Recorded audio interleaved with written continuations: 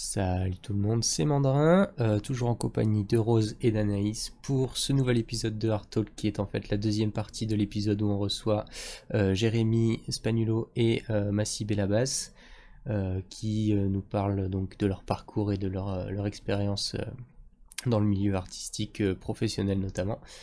Vous pouvez nous retrouver sur Twitter, sur Instagram, venir nous rejoindre pour discuter avec nous sur Discord. Et tous les liens sont dans la description évidemment.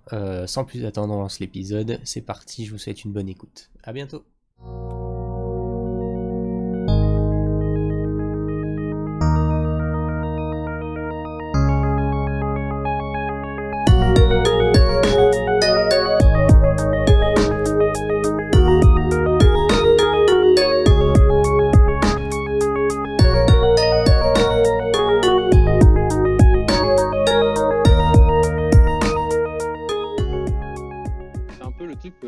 J'aime bien l'image de genre, à un moment donné dans ta tête, quand tu commences, tu sais, ben voilà, tu sais à peu près où tu pars, mais c'est très très flou. C'est genre, tu as un nuage à ce moment-là, et en fait, il y a un truc dans le nuage, mais c'est un nuage. Et en fait, à un moment donné, tu t'enlèves des petits morceaux de nuage parce que tu as itéré, parce que tu as posé des choses, et en fait, petit à petit, tu arrives à c'est en mode, tu es dans la Matrix, t'es dans Matrix, et là, tu vois toutes les gouttes d'eau d'un coup, tu vois, en fait. Mais enfin, ça arrive jamais, en fait, de voir toutes les gouttes d'eau, mais par contre, si jamais tu as pu à un moment donné décortiquer tout ça et que ton petit nuage du coup te permette d'être un peu plus, enfin, au pire t'as exprimé un truc qui était différent de l'idée originale, mais au moins t'as un petit truc je sais pas, ton petit bébé là qui devient défini. C'est juste que tu as défini en mode entonnoir, en mode itératif, jusqu'à arriver à un truc, ok, là ça marche, en fait, là ça me parle. Et même si c'est, en fait, ça aussi est cool, c'est que des fois il faut savoir lâcher même.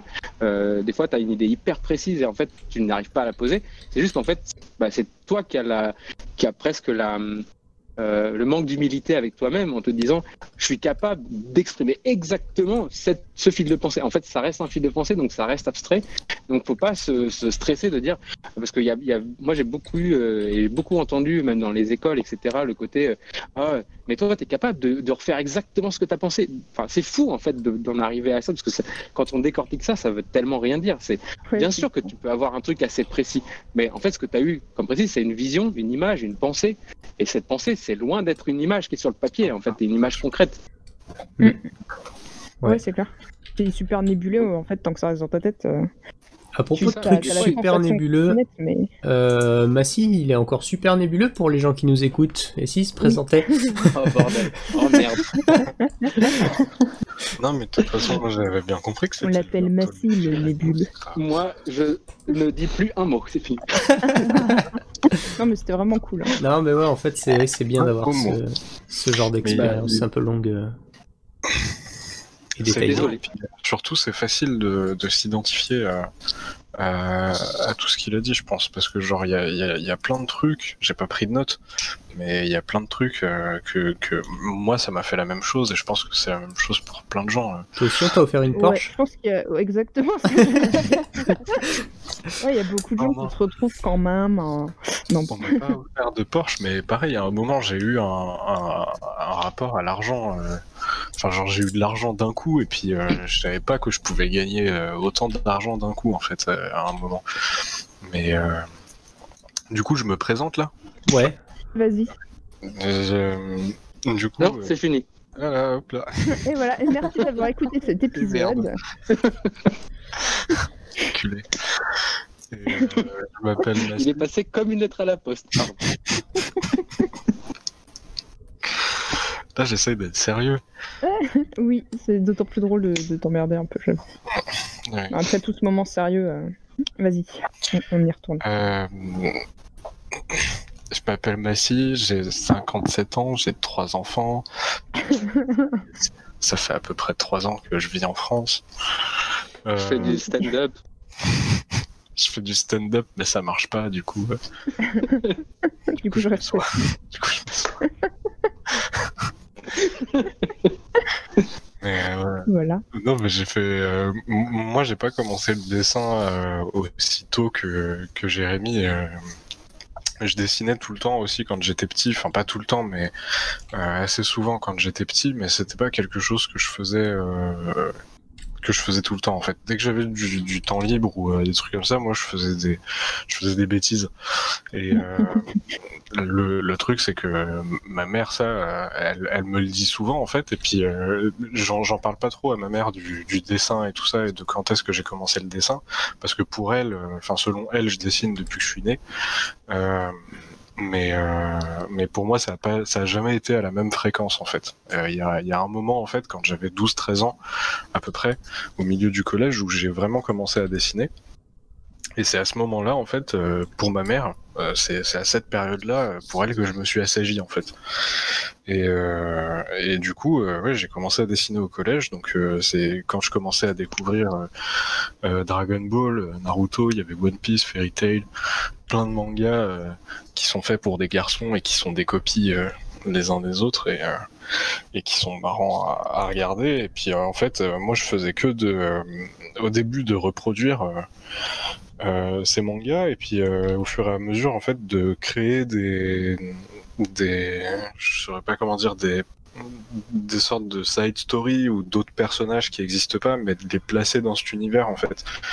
Et je créais des persos de DBZ, je créais des ninjas dans Naruto, et puis au fur et à mesure c'est parti sur créer ma propre histoire. Et puis après, au milieu du collège, je voulais faire du manga, et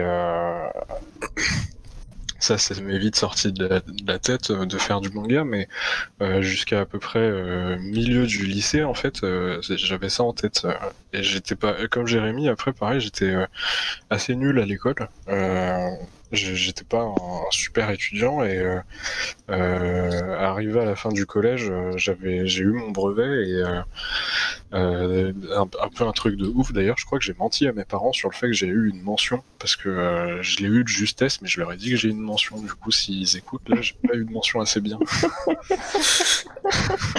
Genre 10,2, je leur ai dit que j'avais 13, un truc comme ça. Retirez-lui le jouet qu'il a eu à la conférence. Ça. Non mais ça y est, t'es déshérité de toute. Confisquez-lui sa Game Boy, ça lui apprendra. C'est foutu. Mais non, mais j'étais un petit con, mais je mentais pour plein de trucs. Mais bref. J'ai eu mon brevet, et puis je suis allé, j'ai fait pas mal d'entretiens, de portes ouvertes, pardon, pas d'entretiens, pour des lycées en arts appliqués, parce que je pensais que c'était ça qu'il fallait faire. C'était là que la conseillère d'orientation m'avait envoyé, et puis c'est pas trop mal, c'est pas si différent que ça en fait. C'était plus orienté design produit, et puis à l'époque je savais pas encore qu'il y avait des filières de jeux vidéo et des trucs d'animation et tout ça. Ça, j'en avais vraiment aucune connaissance, et au lycée je crois pas qu'il y a de diplôme de bac qui font ça.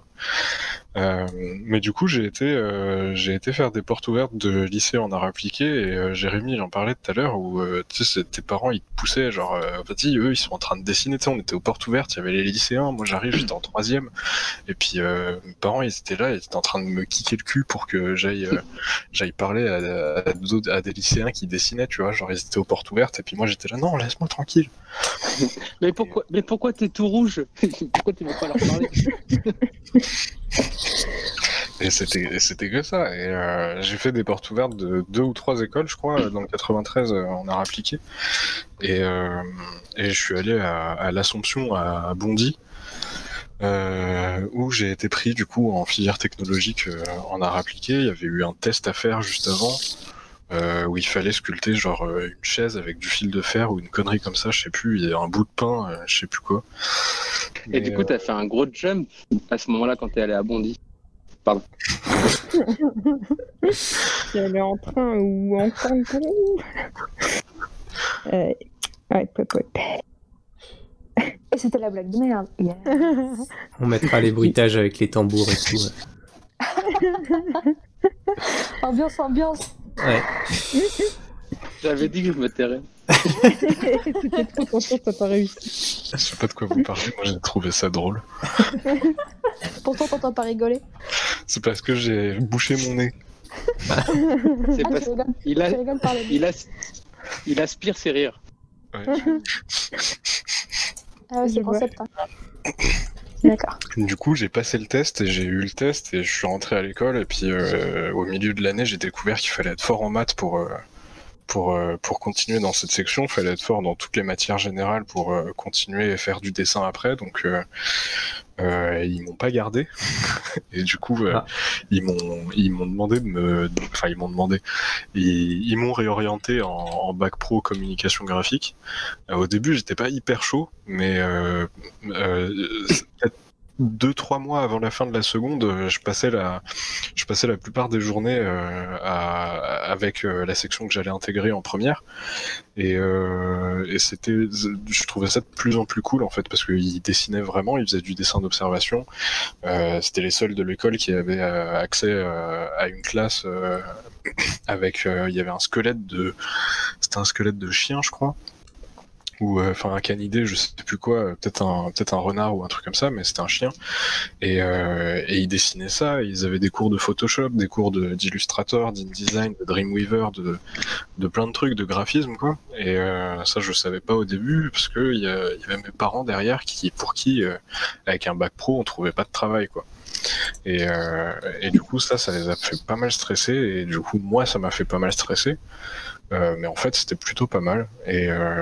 Et j'ai beaucoup appris en dessin, j'ai appris beaucoup de bases en logiciel, j'ai commencé à utiliser la tablette. À partir de la première, du coup, j'avais des bases plutôt solides dans Photoshop en sortant du lycée. Donc ça m'a donné une plutôt bonne avance en sortant avec le bac. Après avoir eu le bac, je cherchais mon école, enfin avant du coup, je cherchais mon école et puis j'en trouvais pas trop, à part des écoles privées, et en région parisienne, dont l'ISA, la même école que Valentin, mais différents sites. Donc moi j'étais à Paris. À Paris il y a plusieurs sites aussi, il y a un pôle architecture, un pôle mode, un pôle design produit, il y a plein de pôles différents, et moi j'ai intégré le pôle jeux vidéo et animation. Donc j'ai été pris en entretien par le recruteur, je sais plus c'est quoi son titre exactement, et du coup je présentais mes travaux que j'avais fait soit pour moi, soit à des stages. J'avais fait pas mal de stages pendant le lycée, vu que c'était une filière, c'était un bac pro, ils nous forçaient à faire des stages, et ça pareil c'était quelque chose de trop cool. Sans rentrer dans les détails, j'ai fait de la signalétique, j'ai fait un stage dans une boîte de com. Moi j'ai fait que 2 stages en fait, mais c'était plutôt cool. Enfin, c'était de la merde, mais j'ai beaucoup appris. Le stage de com, il était cool. Et du coup, ouais, je suis rentré à l'ISA. Ils m'ont accepté. Désolé s'il n'y a rien de cohérent dans tout ce que je raconte. Enfin, genre, si c'est pas ça dans qui est le bon. quoi. Non, mais t'inquiète. T'inquiète. Et je suis rentré à l'ISA, j'ai été recruté par Philippe Lamaison, qui est un mec super cool et hyper cinglant. J'avais un dessin de Batman dans mon portfolio. J'ai fait des guillemets là avec mes doigts, mais vous pouvez pas me voir. Un dessin de Batman, et genre nous au lycée, tout le monde dans ma classe dessinait. En bac pro on était 20, on dessinait tous, et on était grave en mode on se motivait les uns les autres. Et déjà au lycée, maintenant quand je me dis ça, en fait je trouve que c'est quelque chose de plutôt rare d'avoir ça en général, et encore plus au lycée, parce que on se vannait, mais c'était jamais en mode ouais t'es trop nul en dessin, ou des trucs comme ça. C'était jamais des trucs qui décourageaient, ou à part pour un, mais on savait qu'il voulait pas faire du dessin, donc quand il y avait des petits... Lui il est mort de toute façon. Ouais, de toute façon c'est écrasé pour une culture. Non mais c'était marrant, parce qu'on faisait des cours de dessin d'observation dans la cour du lycée, et puis c'était une école, le lycée, il y avait de la maternelle jusqu'au lycée. Et du coup, quand on dessinait, il y avait des primaires et des maternelles qui passaient à la cantine, ils faisaient la queue, et du coup, ils venaient nous voir parce qu'on était en train de dessiner et tout. Et puis tu sais, nous, on était tous en train d'essayer de recopier nos pots de fleurs et des conneries comme ça. Et puis t'avais, je sais pas si il écoutera jamais, c'est Tim. Il y avait Tim, il était en train de dessiner, mais il dessinait pas, genre c'était un gros glandeur. Mais il l'assumait, il voulait pas faire ça, et c'était trop drôle. Et puis nous, on n'arrêtait pas de dire aux enfants d'aller voir Tim, quoi. Et puis lui, il nous insultait de loin. Lui aussi, il est mort de toute façon. C'est le même mec. Il entendra dans sa tombe. Il pouvait pas nous insulter parce qu'il y avait des enfants et notre prof, elle était prof de sabre coréen en fait. Genre, elle était prof de. Je rigole pas. Elle était prof de dessin, prof de Photoshop, graphiste freelance et prof de sabre coréen. Je te jure, elle nous a défoncé des fois. C'est un truc de malade. On a été à une. Bah, vous étiez. Parce que vous étiez venu avec des sabres japonais, du coup, forcément. Ah oui, voilà, aussi, a faut pris faire des offense. efforts un peu. Hein.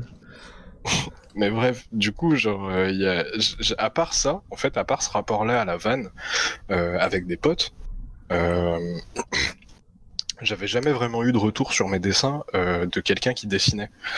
Et du coup, quand j'ai passé l'entretien avec Philippe Lamaison à Lisa, et qui m'a dit que la cape de mon Batman, elle ressemblait à une traînée de dentifrice, bah je savais pas comment rigoler en fait. Genre vraiment, j'avais oublié comment rigoler. Et ce mec, il était trop cool et il a toujours été, comment dire, il a toujours été piquant mais bienveillant. Il n'y a jamais eu d'hypocrisie dans ce qu'il racontait. Ce qui est plutôt cool et unique, je trouve. Mais bref. Du coup, j'ai fait l'ISA en 3 ans. Donc une prépa et 2 ans de spécialisation. La prépa, c'est un tronc commun où on a tous les mêmes matières, dont de l'infographie, du storyboard, des débuts de cours d'animation, et où on faisait de la stop-mo, de la pixelation, des trucs comme ça. Et du coup, c'était la première fois déjà que je sortais du... ça va faire cliché de ouf de dire ça, mais c'était la première fois que je sortais déjà du 93. Et ça changeait pas. T'avais fini ta carrière de gangster à ce moment. Ouais, c'est ça. Mais c'était pas vraiment le côté gangster, c'était juste le côté... je sais pas, c'était pas... Je saurais pas comment dire, mais c'était pas la même chose du tout. C'était très différent. Et c'était cool quand même. La prépa, elle était vraiment cool à Lisa. Je m'entendais bien avec pas mal de gens et les devoirs étaient plutôt cool. Il y en avait, je comprenais pas pourquoi on avait des devoirs comme ça, mais bon, on les faisait quand même, quoi. C'était aussi les premières fois où je faisais des nuits blanches et où ça me dérangeait pas trop. L'année d'après, ça a été un peu plus chaotique. L'année d'après, on devait choisir sa section, donc on avait le choix entre 3 sections. On avait le choix entre game 3D, animation 2D, animation 3D. Et ils étaient en train de tester, de crash tester une section qui s'appelait Game 2D et où il y a eu qu'une seule promo. Non, il y a eu 2 promos. Et après, ils l'ont fermé la section. Et du coup, moi j'ai été en game 3D parce que je voulais un peu apprendre de la 3D et tout ça, parce que comme toi, en fait, je me disais genre, je suis vraiment trop pourri en maths. J'ai eu 4 de moyenne toute ma scolarité. Comment je vais faire de la 3D s'il y a pas quelqu'un qui m'aide, quoi. Et je veux bosser dans le jeu vidéo. Il y a pas, à l'époque, je connaissais pas trop la scène indé. Je connaissais je connaissais que des AAA en fait. Et les AAA c'était en 3D. Et du coup, je me suis dit, si je veux bosser dans le jeu vidéo, il faut quand même que je connaisse un minimum de 3D, quoi. Du coup, je suis allé en game 3D. Et là, ça a été chaotique parce que déjà, j'ai plus trop dessiné à partir de décembre de la première année. J'ai fait que de la 3D en fait. Ça m'a beaucoup aidé, ça. Et aussi parce qu'il y avait des projets de groupe. Et ça, comme je vous ai dit tout à l'heure, c'était la première fois que je sortais de ma ville pour aller dans un environnement complètement différent. Et là, il y avait un autre truc complètement différent, c'était les travaux en équipe. Et moi, j'avais jamais travaillé en équipe. Et ça s'est pas hyper bien passé, quoi. Sans entrer dans les détails, parce que on sait jamais qui écoute. Je me suis pris une tarte et que j'ai pas mérité et que j'ai le seum de pas avoir rendu. Mais bref. Et du coup, moi, je voulais déjà faire du concept. Je savais que je voulais faire du concept. Et je faisais aussi de la 3D à côté. Et je commençais à arriver à faire des trucs en 3D parce qu'on avait un prof vraiment trop cool qui s'appelle Christian Leroux. Je crois qu'il est, si je dis pas de conneries, je crois qu'il est à Ubisoft à Montreuil. Mais je me trompe peut-être parce qu'il a pas mal d'opportunités. Il gère bien il gère bien et il était trop cool comme prof. Et ouais, du coup, Lisa, ça c'est les 2 ans après la prépa, ça s'est pas hyper bien passé pour moi parce que j'avais du mal à travailler en équipe, j'avais du mal à communiquer. Enfin, j'ai toujours du mal à communiquer et du coup, ça a rendu tous les projets un peu compliqués, quoi. Dès que c'était pas juste moi, en fait, dès que c'était pas juste pour mon portfolio ou des trucs comme ça, bah c'était juste hyper compliqué à faire, et puis on n'avait pas trop d'encadrement pédagogique à ce niveau-là.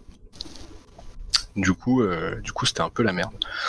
À la fin de l'ISA, pour l'obtention du diplôme, on était censé trouver un stage. Il y avait le projet qui durait 1 an, et on était censé trouver un stage. Et moi, je me disais en fait que si je trouvais pas de stage, j'avais pas mon diplôme. Et puis les 8 000 € par an que mes parents ils avaient casqué pour moi, ça allait servir à rien en fait. Du coup, j'ai pris un stage de merde juste pour avoir le diplôme. Quand je dis un stage de merde,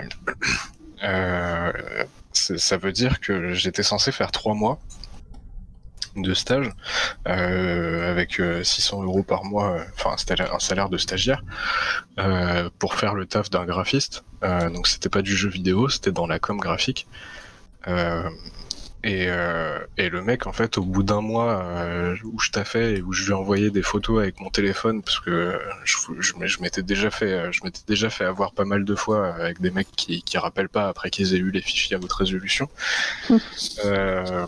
J'envoyais mes photos avec mon téléphone et au bout d'1 mois, en fait, le mec il a arrêté de me donner des nouvelles et du coup j'ai fait que 1 mois de stage sur 3. Et fallait rendre un rapport de stage à Lisa, et mon rapport de stage il faisait 8 pages. Donc ouais, mais j'ai eu mon diplôme quand même pour ce que ça vaut. Et à partir de là, quand je suis sorti de l'école, je voulais déjà faire du concept art, et c'était déjà pas mal compliqué. Mon premier taf, c'était 1 an après ma sortie de l'école, et c'était en 3D. Et entre mon premier taf dans l'infographie, dans le milieu, si je peux appeler ça comme ça, entre ce premier taf et ma sortie de l'école, j'ai été pion, j'ai bossé dans des écoles, j'ai fait juste de la surveillance en fait dans une école primaire, et j'ai été animateur en centre de loisirs, des trucs comme ça. Ça aussi, ça m'a pas mal aidé. Parler aux enfants, ça forme pas mal, je pense. Je pense que quand t'arrives à bien t'entendre avec un enfant, tu peux déjà t'apprends à expliquer des trucs à n'importe qui. Si t'arrives à faire comprendre quelque chose à un enfant, c'est que t'as expliqué ça assez simplement, quoi. Puis si t'arrives, si aussi t'arrives à bien t'entendre avec, et je veux bien dire bien t'entendre avec, parce que les enfants c'est des gens, Ouais. pas entièrement formés, mais c'est des gens, quoi. Ils ont des personnalités, il y en a qui ont beaucoup d'humour déjà. Et si t'arrives à en faire rire, c'est un truc de malade, quoi. Mais bref, du coup j'ai fait quelques mois de ça parce que mon PC m'avait lâché.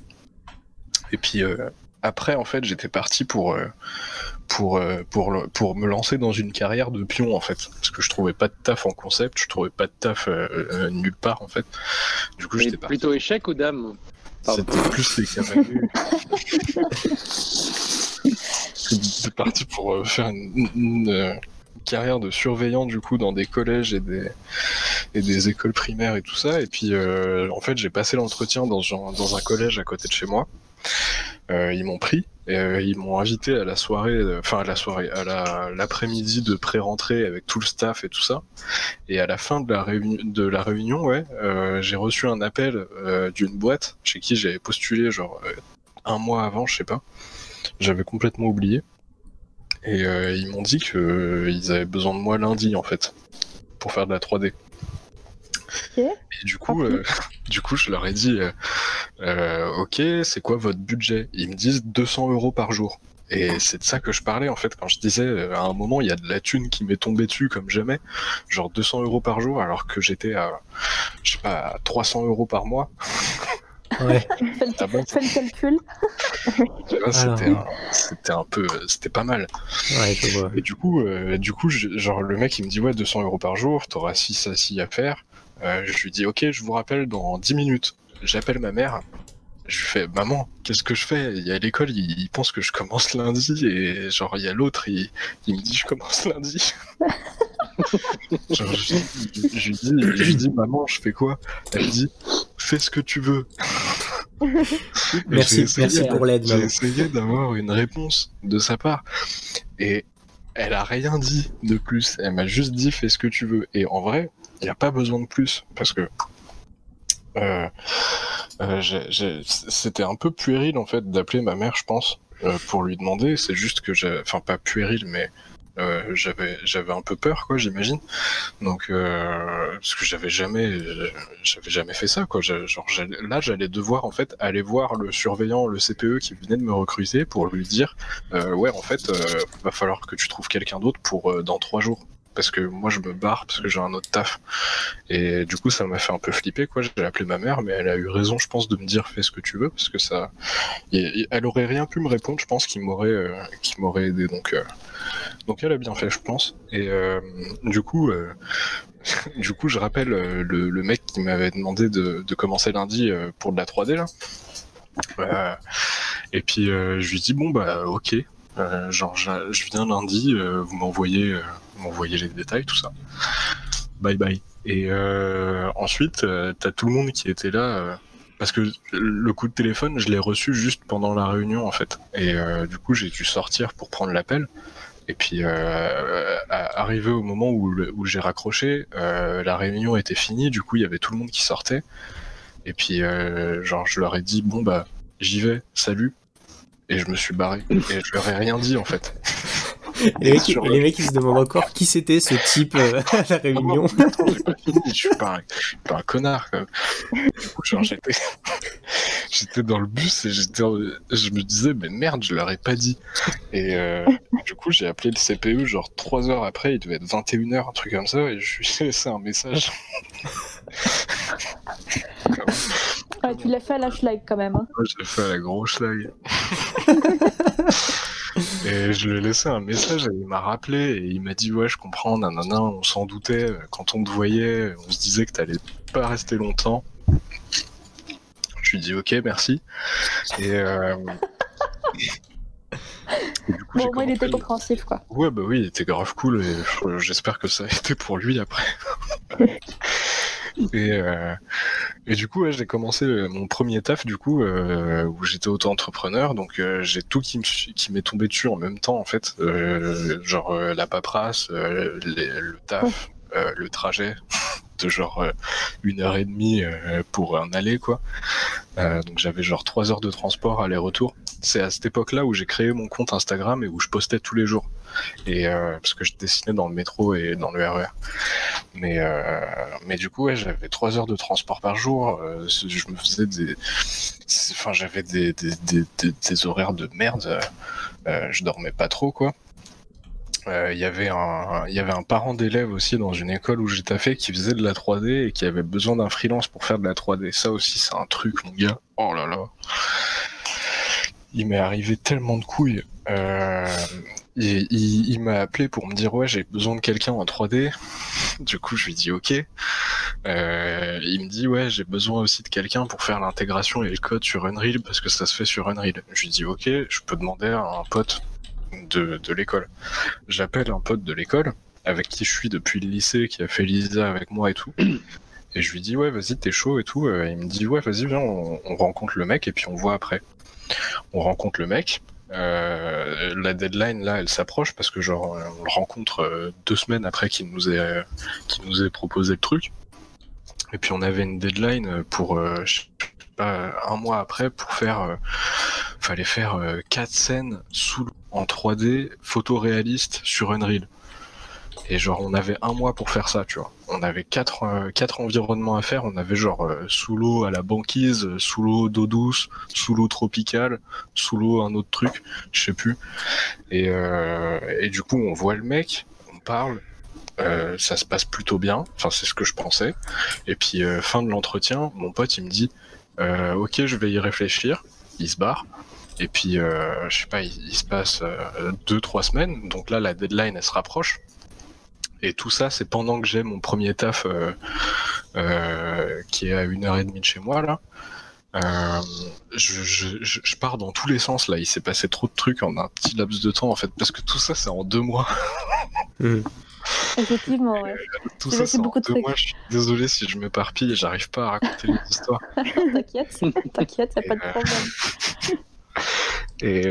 Et du coup, je fais mon taf du coup à BSC. Ça, c'est le taf qui est à 1h30 de chez moi où je travaille chez eux. Et à côté, j'ai la deadline qui arrive pour la fin du mois pour le parent d'élève. Et le truc, c'est que mon pote, il me donne plus de nouvelles. Et puis moi, j'ai le client qui me casse les couilles. Et du coup, il me donne pas de nouvelles. Et puis à un moment, il me répond et il me dit ouais, non, en fait, je le fais pas ton truc. Le mec, il est chelou. Oh putain. Et il était en effet chelou. Sauf que j'avais besoin d'argent et il proposait 3000 balles pour le projet, donc ça nous faisait 1500 balles chacun pour genre 2 semaines de travail sur le papier, ce qui n'est jamais correct, mais ça je l'ai appris à mes dépens. Enfin, genre le temps que ça va prendre sur le papier, c'est jamais le temps que ça prend, quoi. Et du coup, mon pote il me lâche et je me retrouve à devoir faire la 3D et l'intégration sur Unreal alors que j'ai pas touché à du code depuis ma première année à l'ISA et c'était du C# sur Unity, quoi. Et là, je me retrouve à devoir faire du blueprint. Fallait faire de l'animation, fallait faire le lighting, fallait tout faire en fait, fallait construire la scène de A à Z. Et il me restait 2 semaines. Du coup, bah, j'ai été sur CG Pierce. J'ai téléchargé un pack qui s'appelle Eau Tropicale. Oh mon dieu. Avec une scène déjà faite. Et je l'ai utilisé. Je vais sûrement avoir des problèmes quand je dis ça. Je l'ai utilisé et pareil avec plein d'autres assets qu'on avait achetés et tout ça. Des textures que je retapais, des animations que j'ai intégrées, tout ça. Et le mec, il était jamais content. Et en fait, pour vous dire le programme, genre, je me levais à 7h, j'allais au taf pour 9h30, 10h à peu près. Ensuite, je taffais jusqu'à 19h, donc je faisais de la 3D, de l'animation de caméra. J'ai fait aussi du motion design, j'ai appris After Effects là-bas. J'ai fait du montage, j'ai fait plein de trucs. Et puis ensuite, quand je rentrais chez moi, donc je partais du taf à 19h, je rentrais chez moi, il était 20h30, 21h. J'avais pas trop le temps de manger en général. Et de 21h à minuit, 1h du matin, bah, je taffais pour le parent d'élève qui me pétait les couilles. Et je dis qu'il me pétait les couilles et j'insiste dessus parce que, désolé si vous devez mettre des bips, mais il m'a vraiment fait... Castré. Genre, t'imagines même pas... Parce qu'il était insupportable. Genre, je comprends que je répondais pas à ses attentes. D'accord ? Ça, c'était clair. Je répondais pas à ses attentes. Mais il avait une façon de me le faire savoir. Ah ouais, non, ça c'est horrible, ça. Ça, c'est un truc... J'avais pas envie de le faire juste parce qu'il y avait mon petit côté turbulent qui revenait. Et du coup, quand on me dit un truc et puis quand on m'ordonne un truc et puis que j'aime pas comment on me le dit, bah je donne des coups de boule. Ouais, je donne pas des coups de boule, mais genre je vais faire chier en fait. Genre je vais le faire à un moment, mais je vais te faire chier en attendant. Et au final, le mec il m'a payé un tiers de du prix sur lequel on s'était mis d'accord. Ce qui, je pense, est juste vu que je lui ai donné un tiers de ce qu'il attendait. Mais bon, j'aurais quand même, si c'était juste moi, j'aurais ajouté quelques primes pour tout le cassage de couilles qu'il m'a fait, si vous n'avez pas encore compris ça.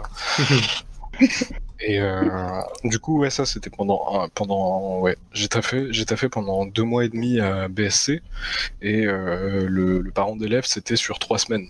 Donc c'était pendant 3 semaines où je mangeais pas, quasiment. Enfin, je mangeais un repas par jour le midi parce que j'avais pas envie de passer pour un cassos devant mes collègues. Et je rentrais chez moi et je mangeais un yaourt et puis j'allais taffer pour parents d'élèves. Et du coup, genre en un mois, j'ai perdu peut-être 10 kilos, un truc comme ça. Et j'ai fait un mini burn-out en fait. Je dis mini burn-out parce que je sais pas ce qui constitue un burn-out en fait. Et puis pour moi, il y a beaucoup plus grave qui est arrivé à d'autres gens. Du coup, je dis mini burn-out. Ça paraît mignon. Oh, c'est ça. Ouais. Et les ABSC, au bout d'un mois et demi, 2 mois et demi, pardon, ils avaient plus besoin de moi, du coup, on s'est arrêté là. Et puis après, c'était un périple. Après, c'était un périple de projets amateurs qui te faisaient des promesses de ouf, et puis d'autres projets amateurs avec des gens trop cool. Avec un patron trop cool. J'ai bossé avec un mec de Montpellier, Victor Rodriguez, qui avait un petit projet de jeu en vue du dessus, avec un style un peu à la Pokémon, mais c'était pas du tout Pokémon, c'était genre une vue à la Pokémon avec un style à la Pokémon, mais dans un univers de super-héros et tout ça, un peu futuriste. Et donc le projet, j'étais pas fan, ça j'ai toujours fait savoir, enfin je l'ai toujours dit, mais je faisais de mon mieux pour appliquer tout ce qu'il me disait, parce que juste ça, c'est un des mecs encore aujourd'hui que je trouve les plus honnêtes, parce que il avait pas beaucoup de moyens. Il avait taffé pendant un an pour mettre de l'argent de côté pour construire son jeu. Il avait, je sais pas, il avait peut-être 8000 balles de côté, dont il se servait exclusivement pour nous payer. Et du coup, à côté, lui, il galérait en fait. Et c'est pour ça que du coup, je le respectais beaucoup et que je faisais exactement ce qu'il me demandait tout le temps. Des fois, en le faisant un peu chier et en débattant avec lui sur plein de trucs, parce que sa vision, c'était pas ma vision, et puis j'étais un peu son DA, du coup, j'essayais un peu d'imposer mon truc, mais bon, au final, j'essayais de l'écouter le plus possible. Et vu que lui, il me payait ce qu'il pouvait, quoi. Donc j'ai fait des projets comme ça qui étaient vraiment cool, mais que j'ai quitté parce que c'était pas ce que je voulais faire en fait, et que je voulais me concentrer sur mes projets à moi en fait. Et puis j'ai fait d'autres projets aussi où t'avais des chefs d'équipe qui arrivaient à réunir une dizaine de personnes autour d'un projet, et puis qui du jour au lendemain donnent plus de nouvelles sur le Discord du jeu, et puis qui laissent tout tomber en prenant les clients qui devaient servir de prestataires pour lui tout seul. Et donc ouais, j'ai eu un peu les deux en fait, du très cool et du très casse-couille. Donc ouais. Ça c'était du coup Victor Rodriguez, le premier Art Weekend, il m'a hébergé un jour après l'Art Weekend. J'ai passé un jour avec lui à Montpellier, et c'était très cool. C'est juste pour situer temporellement. Le premier Art Weekend aussi, ça a été quelque chose d'assez fort. Ouais. Je pense que c'est quelque chose pour beaucoup de gens. J'avais déjà fait des événements, j'avais déjà fait Yamag, où, parce que en sortant de l'école, en fait, j'avais compris qu'il fallait que le réseau, ça comptait autant, voire plus que le niveau. Et ça, c'est quelque chose qu'on nous avait pas appris à l'école. Et du coup, j'ai essayé de me faire un réseau et de me faire connaître, entre guillemets, mais plus de connaître des gens que de me faire connaître. Et du coup, j'avais fait Yamag, je faisais des Art and Talk. Je sais plus s'il y avait déjà les Art and Talk, je crois pas qu'il y avait les Art and Talk encore. C'est récent. Et, ouais, c'est assez récent. Mais il faisait d'autres trucs qui avaient un autre nom, par contre, depuis un moment déjà. Ok. Donc t'avais peut-être fait ça. Enfin, ouais, peut-être. Non, je sais plus, mais j'essayais de faire en fait tout ce que je voyais qui était à Paris et qui avait un petit peu de rapport avec le jeu vidéo et où je voyais que je pouvais rencontrer des gens. J'essayais de les faire. Je faisais des trucs de modèles vivants aussi, des séances de modèles vivants. Je continuais, j'en faisais beaucoup à Lisa et j'ai continué un petit peu après. J'ai fait 2-3 séances. Et du coup, je sais plus de quoi je parlais, putain. Le Art Parler Weekend. de son premier Art Weekend. Le Art Weekend, bah voilà, ça va avec ce que je vais raconter, parce que le premier Art Weekend, j'étais venu tout seul en fait. Je connaissais personne. C'est ce qu'on disait tout à l'heure avec Jérémy, parce que je lui racontais tout à l'heure un peu. Et moi, je suis arrivé à l'Art Weekend, je connaissais vraiment personne. Tout ce que je connaissais des gens, c'était leurs travaux, et j'étais en mode groupie. Et le truc, pour vous dire, Salim, il va pouvoir vous le confirmer, parce que ça, il y avait Salim et Célia qui étaient en train de parler tous les deux, ils se connaissaient. Et moi, Célia, je voyais ses tafs déjà sur One Day One Sketch et des trucs, des groupes Facebook, quoi. Et je kiffais son taf. Genre, c'était un truc de malade. Tous ces trucs, c'était trop stylé. Elle faisait des trucs à l'encre. Ça se rapprochait un peu de ce que moi je voulais faire, du niveau que je voulais atteindre et tout ça. C'était genre, j'étais fan, quoi. Et je vois, il y a Célia Bauduc, elle est là, elle est en train de parler. Genre, c'était mon premier event. J'étais tout seul, j'étais sans amis, sans attache, sans famille, rien du tout. Et genre, je vois Célia Bauduc en face de moi et elle était en train de parler à Salim et je vais pour lui parler. Et genre, j'arrive à peut-être 1 mètre d'elle et je fais demi-tour sur la même sans changer de vitesse. Ah, je vois, ouais. C'est genre constante, tu te mets à marcher, puis quand t'arrives à leur niveau, tu baisses la tête et tu continues tout droit, tu sais pas où tu vas, mais tu vas. J'ai pas baissé la tête, je regardais des troncs d'arbres et j'ai tourné, j'ai fait un U. Et ils m'ont vu. Ah, raté. Tentative de discrétion, fail. Ils ont vu la timidité là, on dirait. Non mais ils m'ont vu faire le virage. Célia, elle me l'a dit 2 jours après. C'est vrai, 2 jours après, j'étais assis à côté d'elle parce qu'il faisait un truc à je sais plus quel bungalow et genre on se montrait, on s'était échangé nos carnets de croquis et je regardais les siens et elle regardait le mien et c'était cool et genre elle m'a dit tu nous as fait quoi hier avec quand on était avec Salim, j'ai fait désolé, j'ai paniqué, j'ai fait Ah, le petit malaise, quoi. de ouf. Ah, mais c'est mignon, c'est mignon. Ah. Ouais, bah ouais. Mais c'était juste pour vous situer un peu mon état d'esprit, parce que j'étais tout seul et puis je savais pas trop comment amorcer quelque chose en fait. Et c'était dans cet état d'esprit-là que j'ai rencontré Jérémy en fait. Parce que vous voyez, quand ils nous ont distribué à l'Art Weekend, ils nous distribuent toujours un petit truc pour faire une activité tous ensemble dans l'espace commun. Donc cette année-là, c'était une petite figurine sur laquelle qu'il fallait tatouer en fait. Je sais pas si vous vous souvenez.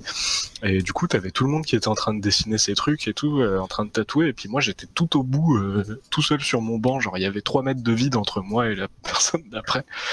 Et puis t'as Jérémy qui passe derrière moi avec sa caméra qui fait sa taille. Et on a fait un film porno. Direct. Genre, il était derrière moi, il était en train de me filmer comme ça, et genre, je le vois qui passe sur ma gauche, vers ma droite, derrière moi, et genre, je tourne vite fait la tête comme ça, il passe sur ma droite, et je tourne la tête comme ça, je le regarde, je fais, faites une sextape, monsieur? Et juste, il rigole. Et après, je sais plus ce qu'il m'a répondu, mais c'est parti en couille à partir de là, quoi. Bah, on a fait un film porno dans notre tête, hein. Mais c'était vrai. Et à partir de là, le premier Art Weekend, c'était vraiment un truc de malade. Genre, j'ai jamais été dans un état comme ça de haut et de bas social.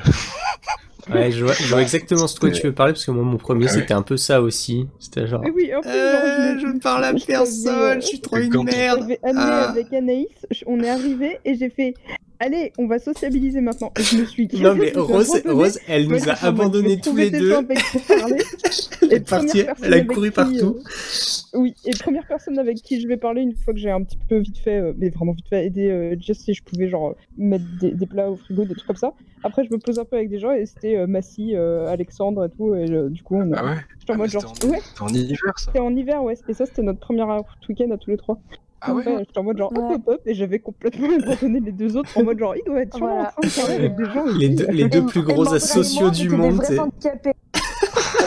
Les handicapés sociaux, quoi. C'est ça. C'était...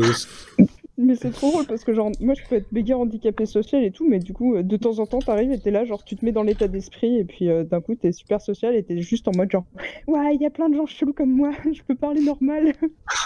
Et justement bah, c'est ce que tu disais genre un peu le côté avec Jérémy ou enfin genre pas aussi fusionnel que toi et Jérémy. Non mais ouais mais tu vois ce que je veux dire. Tu vois, Ouais. genre, t'es là, t'es chelou devant des gens pour rigoler, pour essayer de briser la glace, et puis eux, Et les gens, ils sont chelous pareil. la glace, elle reste solide, et Ah oui, ça c'est. On avait froid. On avait bien. ouais, bah ouais, il avait froid de ouf, puis ça casse avec une seule personne, quoi. C'était cool. Et du coup, on a fait des tours de magie et tout ça, et c'était cool. Ouais. Et Voilà. Ouais, c'était trop bien. Et après ça, du coup, j'ai pas fini, attendez. Et après ça, il y a eu l'Art Weekend juste après, du coup en hiver, où pareil, c'était trop cool. On s'est bourré la gueule à la fondue. Je pensais pas que c'était possible de se bourrer avec du fromage, mais et pourtant. c'est possible. Où on a eu une de nos premières discussions sérieuses avec Jérémy, où il m'a appris beaucoup de trucs. Et, 6 mois après. 6 mois après. je savais toujours pas ce qu'il faisait dans la vie. Et du coup, excusez-moi. Et du coup, après ça, en fait, ça c'était, je crois, fin 2018, si je dis pas de conneries, l'Art Weekend en hiver qu'on avait fait ensemble. Ouais.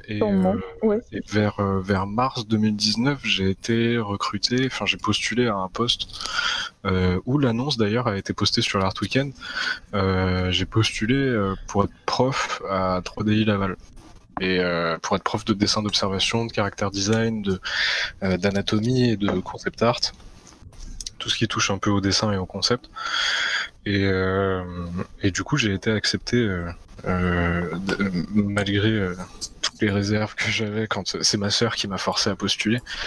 Et moi, au début, je voulais pas postuler parce que c'était loin. Enfin, c'était à 250 km, quoi. Du coup, je savais pas trop comment ça allait se passer. Et puis, j'étais un peu réticent, quoi. Mais j'ai postulé quand même.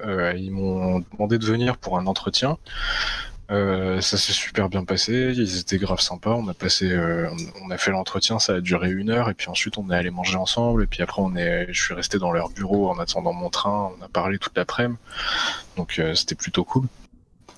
Ouais, ça c'était 3DI Laval à Laval, et ça a duré 2 ans en fait, parce que ça s'est arrêté il y a pas longtemps là, pour des raisons sur lesquelles je ne m'étalerai pas. Mais du coup, entre-temps, j'ai appris beaucoup à enseigner. Enseigner, ça apporte tellement parce que ça te force déjà à t'appliquer une rigueur que tu t'appliques pas quand t'as pas quand t'as pas 40 personnes qui te surveillent. Et les 40 personnes qui te surveillent, j'insiste vraiment sur le surveille parce que si t'es là et que tu fais un retour un peu négatif à un élève, tu peux être sûr que cet élève-là, il va te regarder pendant que tu vas faire ta démo et il va attendre que tu rates. Et ça va arriver. Et ça va arriver. Et crois-moi, ça arrive. Et il pose sa question, ce petit con. Ouais. Mais pourquoi vous avez fait ça comme ça? Moi, ça fait pas du tout comme ça. Moi, ça fait ça comme ça parce que j'ai aucune méthode dans mes process. Mais non, ça va. Non, mais j'exagère quand je dis ça. Il y a eu qu'un seul élève qui m'a fait ça. Mais non, c'était super cool. Ça m'a forcé, à m'appliquer une rigueur à moi-même que je faisais pas avant, en fait. Je marche pas mal à la pression, en fait. Beaucoup de bière, pas. C'est plus dans des dessous de verre, mais Ouais. c'est pas. Après, c'est pas. Voilà, comment c'est pas. Yes. Non, mais ça m'a beaucoup appris. Et j'ai fait des rencontres plutôt cool. Les élèves j'avais pas beaucoup d'années d'écart avec les élèves. Quand j'ai commencé, j'avais 23 ans, je crois. Et les élèves, ils avaient 23 ans pour les plus. 23 ans minimum beaucoup. Pour les 4e années, quoi. Ouais, je vois. 0 ans d'écart, c'est pas beaucoup d'années, ouais. Ouais, j'avais des élèves plus vieux que moi. Ouais, moi aussi, j'en ai eu. C'est très drôle. Et, moi, je t'avoue que j'ai pas trouvé ça ouf. Parce que tu peux pas dire. En fait, l'âge, ça a pas d'importance sur le papier. Sauf que dans la vraie vie... quand même. Hein. Non, mais. Ça mouille les élèves plus vieux. C'est des giboulets. J'ai pas compris. Et c'est pas grave, il y aura plus de satisfaction si vous trouvez tout seul. Je D'accord. vous le promets. Et non, mais moi, les élèves plus vieux, j'étais Plus pas fan. vieux, oh putain. Oh là là, mon dieu. Ah merde. Waouh. Quelle agilité d'esprit, c'est incroyable. Ouais. Il est fort. Je suis en mode auto-censure parce que sinon ça il parle pas facile. Sinon, ce serait la mitraillette au van. Sinon, j'ai des points de côté après. Je peux plus parler. Ça, faudra en parler aussi des états physiques dans lesquels on était au Art Weekend. Mais non, mais oui, mais c'était des états de. C'était même pas de la trance, c'était de la psycho ou de la techno ou un truc comme ça, mais genre, il y avait des boum boum dans la tête, en tout cas, ça c'était sûr. Moi j'ai fait un malaise au premier Art Weekend. Mais réel. Ok, Un vrai malaise. sympa. Quand on avait été manger à Sommières, il a fait un malaise. En plus, on était même pas dans le camping. What? Ah bah super. Pire. Ouais, mais j'ai fait un malaise de rire. C'est véridique. Parce qu'on Ok. était déshydratés en fait, mais genre vraiment déshydratés, ça faisait 2 jours. Enfin, on était hydraté à l'alcool, quoi. Ouais, voilà. Ouais, d'accord. Pas d'eau en fait. Et on se réveillait, on avait la gorge vinaigrée à cause du vin blanc. Et puis, Oh. lui, il a fait un malaise. Ah mais oui, genre, le mec, il a fait une rupture d'anévrisme. Non mais c'est un verre d'eau, un verre Son côté. d'alcool. tout son côté droit du visage, il a fondu. J'ai encore une paralysie faciale qui m'handicape un peu au jour le jour. On va mettre l'avant à l'édition hiver de d'Art Weekend. Et je sais plus ce que je disais. Tu parlais d'élèves disais par rapport pouillés. aux- Les élèves plus vieux. Vieux, c'est peut-être juste moi, mais moi j'avais l'impression. Après ça, Jérémy il en parlait pas mal tout à l'heure de l'interprétation, de soucier du regard des gens et tout ça. J'appréhendais pas mal d'être prof parce que je savais que les élèves ils allaient avoir pas loin de mon âge, et puis je me suis dit mais est-ce qu'ils vont me prendre au sérieux en fait, vu que je suis sorti de l'école il y a 3 ans. Est-ce qu'ils vont vraiment me prendre au sérieux? Est-ce que je vais pas me prendre des taquets? Est-ce qu'ils vont pas me victime? Parce que pareil, au collège, là où j'étais, il y avait des profs où on mettait mal, quoi. Mais genre vraiment mal. Et pareil au lycée, pareil au collège. Mais c'était le bordel. Du coup, j'avais toutes ces expériences de moi qui fait du mal aux profs. Où je me disais, mais on va me le rendre, c'est sûr, on va me le rendre. En fait, on me l'a pas rendu, mais c'est juste j'avais peur qu'on me le rende. Et du coup, peut-être que je changeais un peu mon comportement avec les élèves qui étaient plus vieux que moi. Ce que j'aurais pas dû faire. Mais ça va, vu qu'ils sont partis l'année d'après. Ouais, et puis c'est à partir de... Je pense que c'est à partir de là où j'ai commencé à me mettre sérieusement dans les créatures. Vu que c'est principalement ce que je fais pas que ça, mais je fais beaucoup de créatures. Ça a commencé avec Pokémon il y a genre 20 ans, un truc comme ça. Tu connais Pokémon, toi? Je connais Pokémon, mais j'ai du mal à les plaire encore. Parce qu'on a interdit certaines lettres au début de ce podcast. Du coup, Bah, avec le D, tu peux pas dire Pokémon. non, tu peux pas. Mais je Bah, peux si. dire d'autres trucs que j'ai pas le droit de dire, mais non, mais ouais, Pokémon, ça m'a formé de ouf. Parce que c'est un truc de Pokémon, c'est un truc de malade. Il y a très peu de gens avec qui j'ai parlé de Pokémon qui avaient le même regard que moi sur cette œuvre en fait. Parce que genre il y a un lore qui permet autant de liberté que de contraintes. Je sais pas comment le dire. C'est restreint, c'est cadré, mais c'est vaste. Et genre c'est large, et c'est ça qui m'a plu en fait. Genre tu peux t'imaginer plein de trucs avec du matériel déjà là quoi. Tu peux fabriquer tes propres trucs, chaque partie, à chaque fois, c'est un truc différent quoi. T'avais genre la première génération, t'avais 150 Pokémon, t'avais genre 150 paramètres de combinaisons différents quoi. Et ça c'est un truc de malade. Enfin bref, ça a pas mal résonné et du coup les créatures j'aime beaucoup en faire. Et ouais, je fais des créatures depuis. J'ai fait un talk. J'ai un talk improvisé à l'Art Weekend d'été de 2019, je crois, sur les dragons, parce que j'aime beaucoup la zoologie aussi, la paléontologie, toutes les sciences, l'anthropologie. J'aime bien tous les trucs qui finissent en ogie un peu, à part la podologie et l'urologie, j'aime bien. La gérontologie, t'aimes bien? La gérontologie, ça dépend. La scientologie, peut-être. J'ai vu plusieurs films, mais ça me plaît pas mal aussi.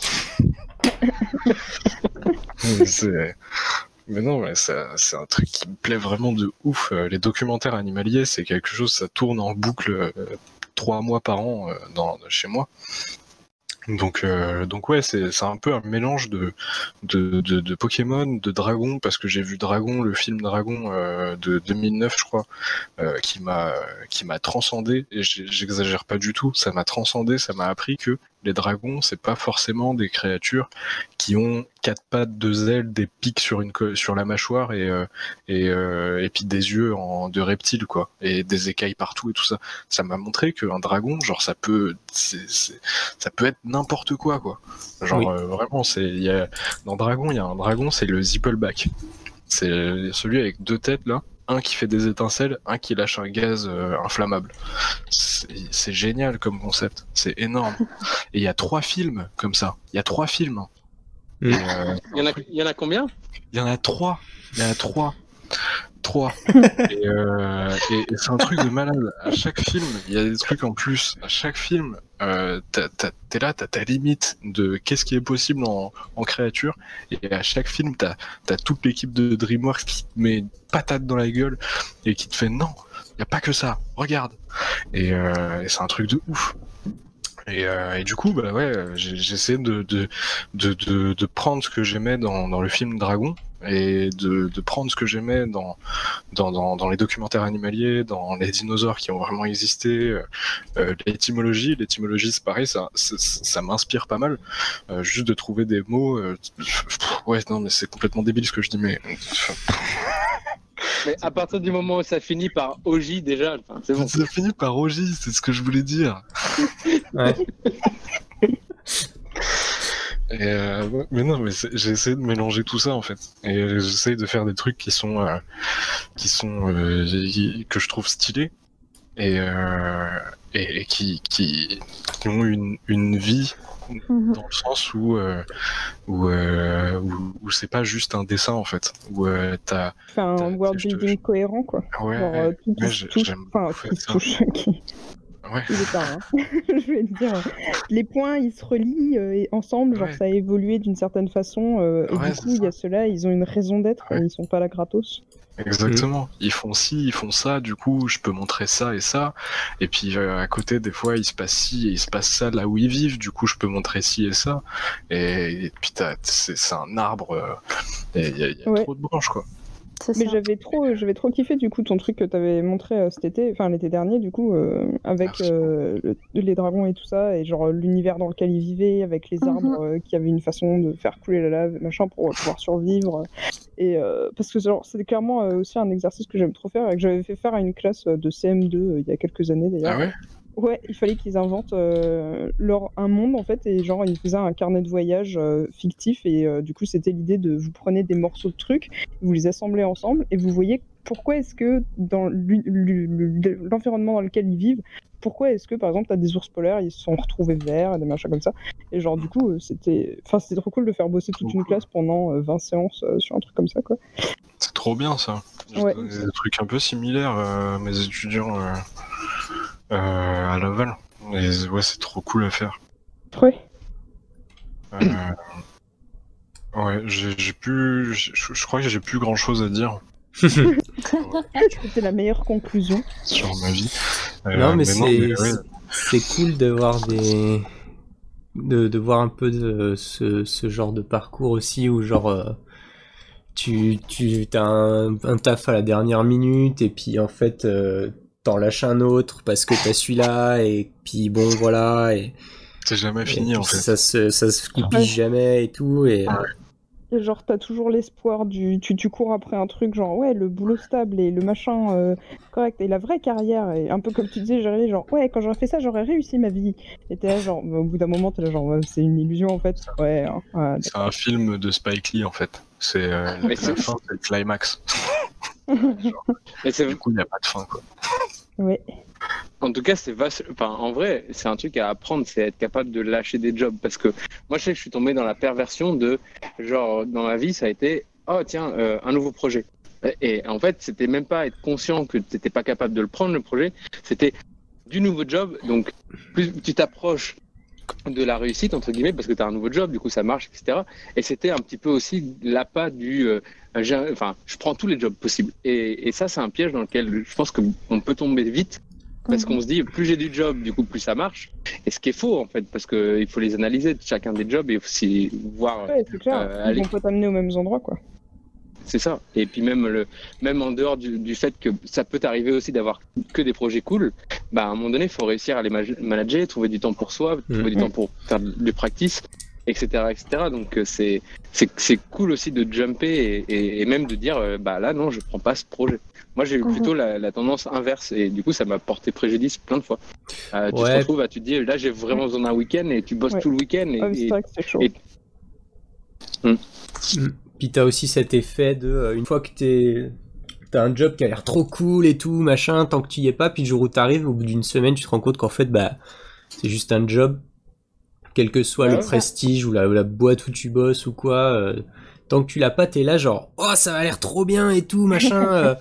Puis en fait, t'arrives et puis au bout de 2 semaines, bah, c'est juste devenu ton taf. En fait, bah, au final, t'as beau bosser pour une énorme boîte ou un truc trop classe, trop cool, bah en fait, c'est juste ton taf. Et du coup, bah forcément, tout ce que tu vois ailleurs, ça brille un peu plus, quoi. Du coup, t'as envie de les prendre. Alors que bah tu sais très bien, c'est pas que tu le C'est sais, mais tu l'engagement, t'en ouais. doutes, mais clair. en fait, au final, ce sera la même chose, quoi. Tu vas choper le nouveau job qui a l'air de faire plus plaisir que celui-là, et en fait, ça va finir par être la même chose, quoi. Clairement. Mais vous en aviez Une parlé petite même du fait découverte, que du Ouais, fait vas-y. que de temps en temps aussi, enfin l'environnement dans lequel tu bosses, je sais plus dans lequel exactement, vous disiez que effectivement de temps en temps tu as un job rêvé, mais en fait ton équipe, les gens avec qui tu travailles, te minent le moral et du coup tu finis par, même si c'est ton job de rêve, ne pas apprécier le truc en fait. Je crois qu'on en a parlé dans à peu près tous les épisodes de ça. Même ceux qui Alors, sont c'est pas peut-être sortis, pas ou mal de savoir. même ceux qui sont pas sortis, je crois. Mais ouais, c'est un truc, c'est super important en fait d'être bien dans ce que tu fais, quoi. Et c'est une grosse balance à travailler entre la gestion de tous les jobs, la gestion de la vie privée, la gestion de l'engagement, parce que des fois, c'est aussi la perversion de l'engagement. On se dit, ouais, il faut tenir, je me suis engagé dans un truc, j'ai signé un contrat, etc. Bah, de temps en temps, il y a quand même les contre-lois, les contre-règles qui font que bah, c'est pas si mal de désengager d'un truc Ah non, qui mais est néfaste pour toi. complètement, Ouais, enfin, c'est clair, mais putain, c'est dur à faire. Il Moi, j'ai vachement de mal à faire ça, mais carrément, c'est il vraiment faut important. il faut justement prendre du recul parfois et tout. Enfin, moi j'ai fait ça l'année dernière. Genre, on était vraiment dans une période au taf où je m'amusais plus du tout et ça me faisait chier, j'en avais marre.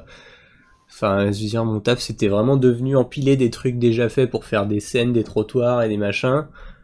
Ça m'avait enfin, j'avais fait ça pendant 3 mois, ça m'avait gavé. Et en fait, j'en pouvais plus, quoi. J'allais le matin d'habitude, quand je vais le matin au taf, tu sais, je saute partout, je suis content, j'ai mon casque sur les oreilles, je siffle et tout dans la rue, c'est trop bien. Et là, en fait, je regardais mes pieds, en fait, en allant au taf. Du coup, j'en ai eu trop marre et j'ai dit, bah, janvier-février, je serai pas là, démerdez-vous. Et j'ai pris 2 mois off, je suis parti à Londres, je suis parti voir des gens, rentrer chez mes parents et tout. Et puis ouais, je suis revenu 2 mois plus tard et c'était nickel, quoi. Mais j'avais besoin justement de faire un stop, une pause et tant pis, en fait, c'est pas grave, au contraire, il faut. Mais c'est un truc, quand t'es la tête dans le guidon à fond, c'est galère, quoi. Et c'est aussi un syndrome, c'est aussi le... Je sais pas si c'est exact ce que je vais dire, mais c'est le syndrome du sauveur, tu sais, où en fait, quand t'as eu pas mal de choses à vivre et qu'en fait, t'essaies de te concentrer sur la vision de ce qui est bien, ce qui est mal, etc. Et qu'en fait, t'essaies de rétablir parce que je pense que c'est un pattern aussi qui est assez commun aux esprits créatifs, c'est que tu as une envie de bien faire, tu as une envie aussi d'aider les autres, parce que pour X ou Y raison, mais souvent parce que tu sens que tu te nourris mutuellement et qu'en fait c'est une dynamique que tu pratiques. Et du coup, quand tu es dans une boîte, des fois, moi je sais que c'est un truc, tu te dis, j'ai envie d'aider pour que ça marche, etc. Donc ce truc du sauveur peut être un préjudice pour toi, en fait, à l'intérieur. Tu te dis, ouais, c'est cool, je vais m'engager, je vais continuer mon engagement, même au prix que ça coûte, parce que je sais que je vais aider. Mais en fait, des fois, tu oublies que les intentions des gens avec lesquels tu bosses, elles sont pas forcément positives pour toi. Ouais. Et surtout, même en dehors du fait que ça peut être des très bonnes équipes, etc., c'est surtout de se dire, en fait, il serait bien mieux avec quelqu'un d'autre qui sera plus motivé pour faire cette chose-là. Peut-être quelqu'un qui est plus jeune, peut-être quelqu'un qui est plus spécifique, qui a plus d'expérience et qui est plus spécifié pour, pas spécifié, mais voilà, en tout cas qui a un savoir spécialisé, ouais. Merci. Et du coup, ça devient, tu te dis que t'es pas toujours la solution de l'équation. Et ça, c'est important d'arriver à en sortir quand on le réalise. Après, c'est plus simple d'arriver à se dire ça quand t'es sur un très gros projet, tu vois. Enfin, moi, j'ai pu le faire parce que bon, dans une boîte, on est 600. Moi, je suis un gars de l'équipe qui fait un truc, tu vois. Je suis pas genre dans une équipe où on est 3. Je suis DA, CG Sup, je règle les problèmes techniques et c'est moi qui commande la bouffe le midi, tu vois. C'est genre moi, si je me barre, ça peut tourner encore, tu vois. C'est pas si je me barre, le projet est pas en pause du tout. Mais effectivement, quand t'es dans cette situation-là où c'est une petite équipe et au final vous portez tous le projet à bout de bras tous ensemble, et c'est plus compliqué d'arriver à justement lâcher le truc pour un temps et de laisser les autres en plan, quoi. C'est plus galère. Ouais, la culpabilité. C'est quelque chose, ça aussi, hein. C'est un vrai mot. Ça finit pas en OJ.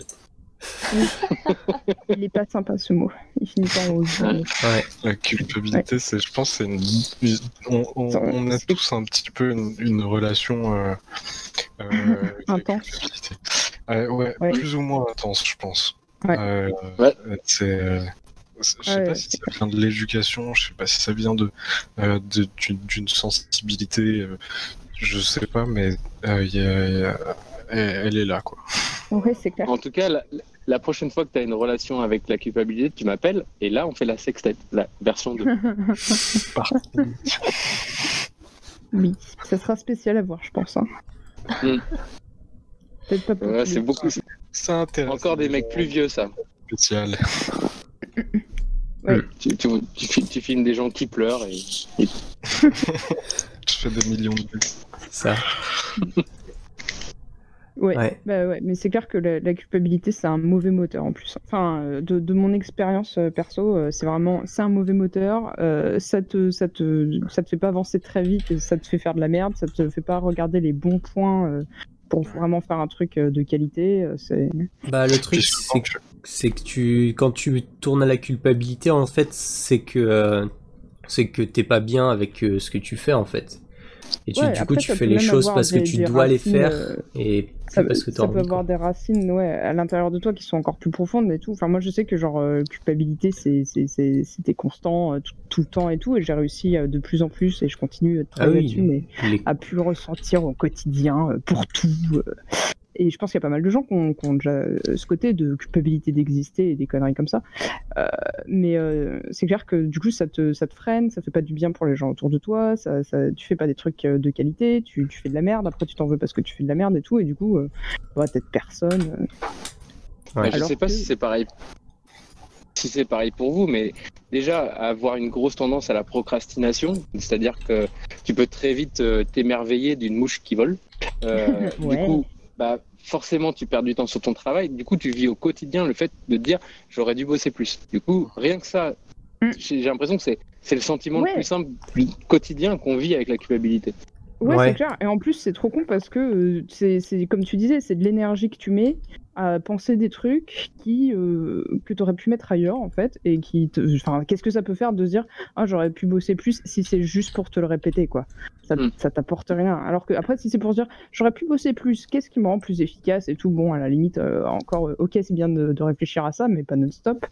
Mais clairement, il y a tout un truc où aussi il faut accepter que du coup, moi, je fais une pause toutes les 50 minutes, entre autres pour mon petit corps. comme ça je me déplace et tout, voilà, la circulation dans les jambes, mais aussi pour la tension. Et dernièrement, je m'étais mis à bosser pas plus de 7 heures par jour, parfois 8. C'est cool.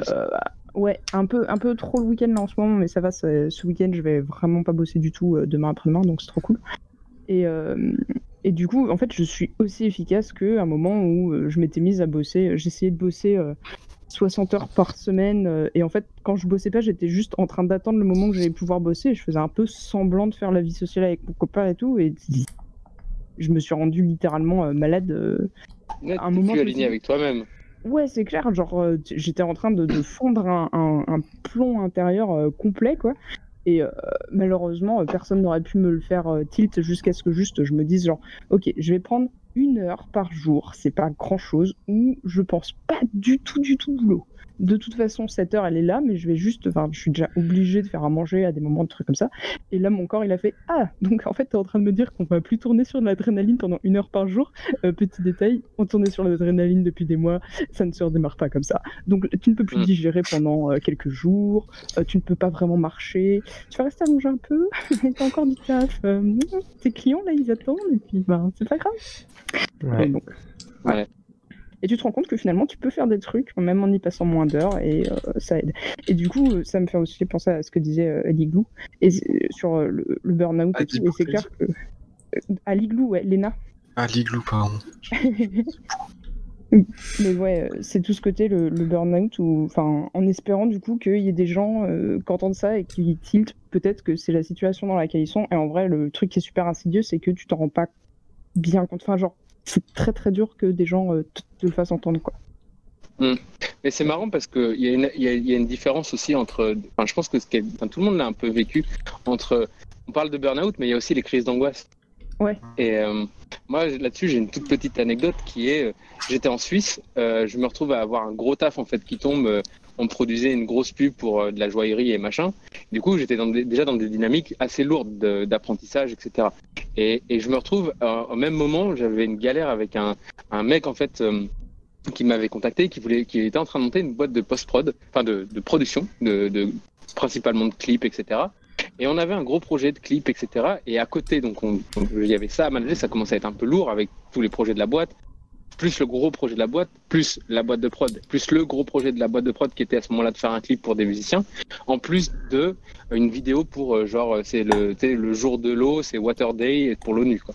Donc j'avais tout ça à gérer. Et là, je me retrouve à avoir genre 2 deadlines qui tombent le même jour. Et c'est en mode j'ai qu'une nuit pour trouver une solution.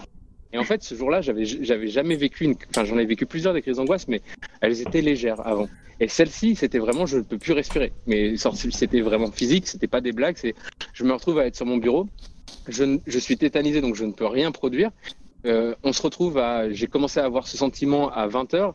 Là, il est pratiquement 4h du mat. J'ai quasiment rien fait. Et à chaque fois que je le fais, ça tourne en boucle. Je me dis, mais comment je vais faire pour gérer les 2 gros trucs immédiats là, avec la deadline demain à 8h? Il y a lui qui attend ce truc-là avec toute la post-prod dessus, plus l'autre qui attend l'animation 3D, machin.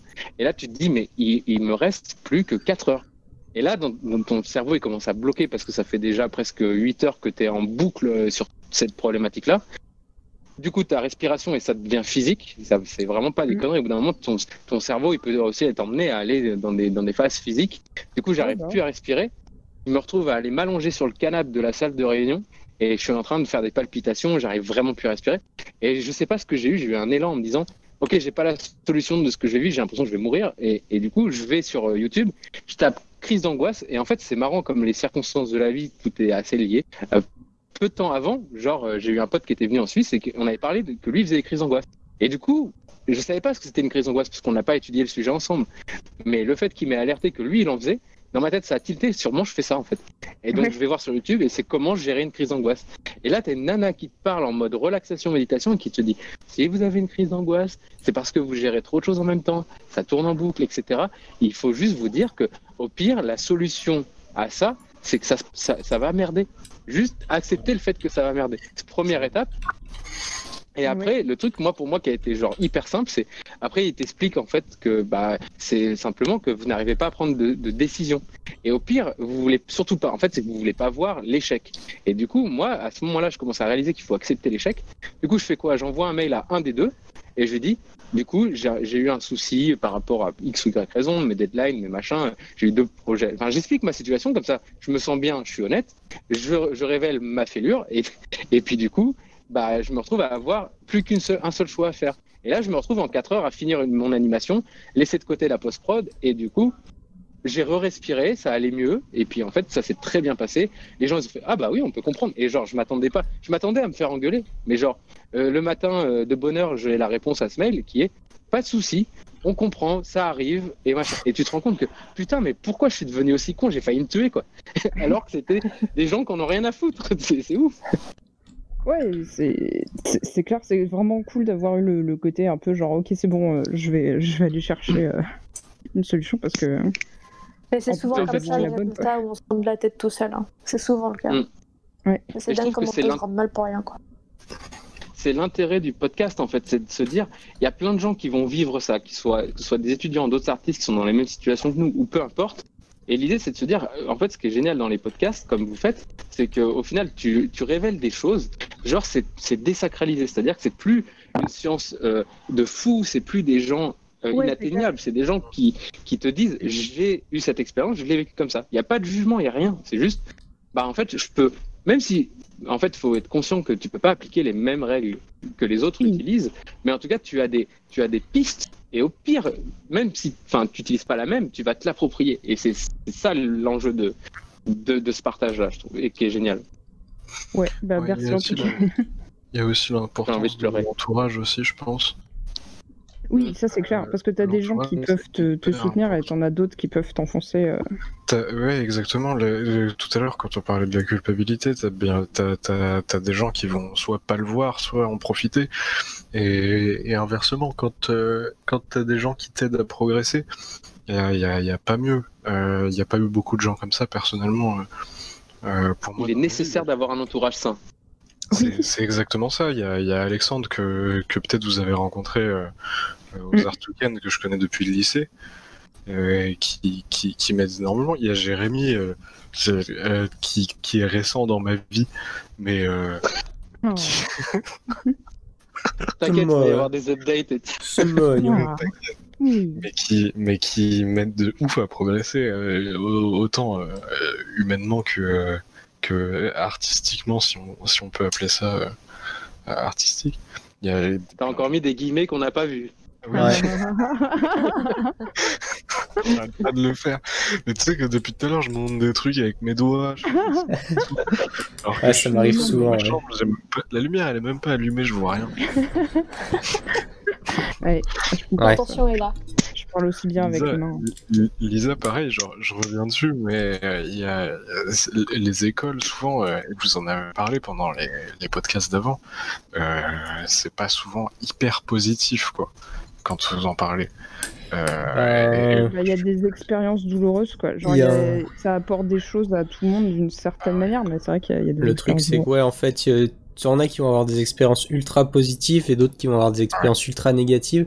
Mais même, en fait, le truc aussi, c'est ça, c'est d'apprendre à travers les mauvaises expériences, apprendre à en tirer ce qui est bon.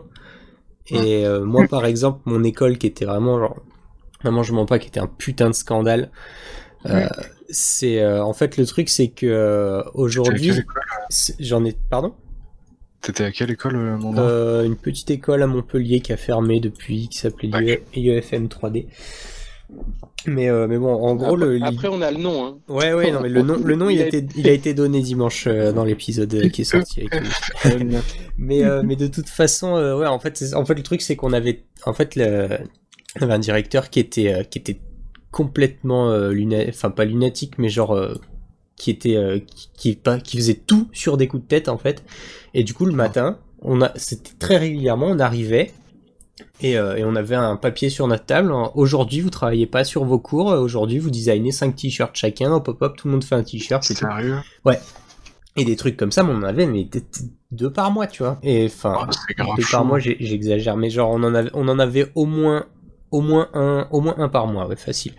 Genre, on a fait un t-shirt, chaud. Tout le monde invente, tout le monde design un QR code stylé, machin, enfin, des trucs. Ils les vendaient ou Il essayait, mais ça marchait pas. Sauf qu'il nous le disait pas. Enfin bref, je pourrais continuer des années là-dessus, mais enfin bref. Et le truc, c'est que du coup, à force d'avoir tout ton programme qui est retourné, mis à sac tous les jours, toute l'année pendant 4 ans, bah en fait, au bout d'un moment, tu finis par juste complètement... Enfin, t'arrives à retomber sur tes pieds, quoi qu'il arrive. Et du coup, quand t'arrives en prod dans le monde du travail et tout, il peut se passer n'importe quoi. C'est bon, t'es paré, y a pas de souci. Alors que j'ai des collègues, tu leur changes, j'ai eu des collègues, tu leur changes leur deadline mais de 2 jours. C'est la panique, quoi. Genre, alors, enfin, moi je veux dire, tu me dis, ouais, bon là, il faut changer la moitié gauche du truc et la remplacer par un redesign de la partielle de la moitié droite avant demain matin. T'es là, genre, bon, ouais, ok, c'est bon, ça va, tu vois, T-shirt. Ouais, non, mais enfin, en fait, le truc, c'est que du coup, aujourd'hui, je suis un peu immunisé à ce genre de truc, et c'est une des forces que j'ai, et que du coup, cette école, malgré sa piètre qualité, m'a quand même apporté, quoi. Et toi, t'as encore des contacts de ton ancienne école, de cette école-là? Ah bah l'école elle a fermé, moi j'ai plus des contacts avec la direction. Élèves qui sont restés des potes des élèves qui sont restés des potes, oui. Bah, Léna qui était dans l'épisode 2, c'est une pote que je me suis fait à l'école. Oui, j'ai encore 2-3 copains. Bah, Yoni qui était dans l'épisode 3 aussi, qui était mon prof et qui est toujours un pote. Cool. Ouais, puis j'ai un de mes meilleurs potes, Clément, bah pareil, lui, celui qui a fait le générique, on se voit encore très régulièrement. Enfin, je me suis fait plein de potes que j'ai gardés. Ouais, je dis ça. Tu t'es fait griller, Massy. Tu t'as pas fait tes devoirs. T'inquiète, c'est pas grave. Mais oui, c'est important d'arriver en fait à tirer le meilleur de toutes ces expériences. Et comme toi, tu disais, quand tu fais une crise d'angoisse, bah au final, t'as trouvé comment la gérer. Et maintenant, je pense que soit ça t'arrivera plus, soit si ça t'arrive, tu sauras le gérer facilement, quoi. Enfin, facilement. Ouais, facilement comme une crise d'angoisse, quoi. Voilà. Avec un process, tout simplement. En fait, c'est juste que c'est. Ouais. En fait, je trouve que ce qui est important, mais au terme général dans la vie, c'est de comprendre. Moi, j'ai justement eu des expériences de vie récentes qui ont fait que j'étais avec une personne qui était plus concentrée sur l'objectif d'avoir raison plutôt que de comprendre. Et moi, ça m'a porté beaucoup de mal parce qu'en fait, plus tu commences à essayer de comprendre des choses et à définir ton environnement, en fait, plus tu te rends compte. Enfin, moi, c'est un truc c'est quelque chose auquel je tiens énormément. C'est aussi ce qui me permet de comprendre, et aussi de poser des mots. Peut-être pas comme au sens littéraire, c'est-à-dire qu'on s'en fiche du mot. Mais ce qui est important, c'est d'être en accord entre son émotion et entre ce qu'on ressent et ce qu'on vit et de quelle manière on le vit. Ouais. Et à partir de là, ancré dans la réalité, quoi. Ouais, exactement. Et du coup, plus tu comprends, en fait, l'idée c'est que plus tu comprends, plus tu construis ta personne comme quelqu'un qui comprend, plus quand il t'arrive des choses difficiles à vivre, une crise d'angoisse, un burn-out, plus en fait, plus t'en tires des leçons. Parce que tu sais, en fait, tu sais, t'as de l'information. Et l'information aide à traverser des choses. Complètement. Carrément. C'est super cool de discuter et je pourrais littéralement continuer 3 heures, mais je me dis que ça fait déjà 2h30 qu'on recorde. Oui. Ah non, je pensais que ça faisait genre 3 heures. Non, 2h30. Je me suis dit, combien de temps on peut les faire tenir encore? Oh bah tu sais... Mais ça commence à enregistrer là? Ah bah... Ouais, je crois. Est-ce qu'on peut faire plus longtemps que Xavier et Salim? En vrai, je pense que là, avec les présentations d'artistes et tout, on va être pas loin. Hein. Non. Je pense qu'ils sont beaucoup plus chauds. On est en mode affrontement de duo. Ouais. Qui sera le meilleur duo? Que des duos. C'est le comparatif de la taille de longueur d'enregistrement des duos. C'est ça. Ouais. Il y en a, c'est la bite, mais... Voilà, il y en a, c'est différent. Yes. Du coup, on va passer aux artistes.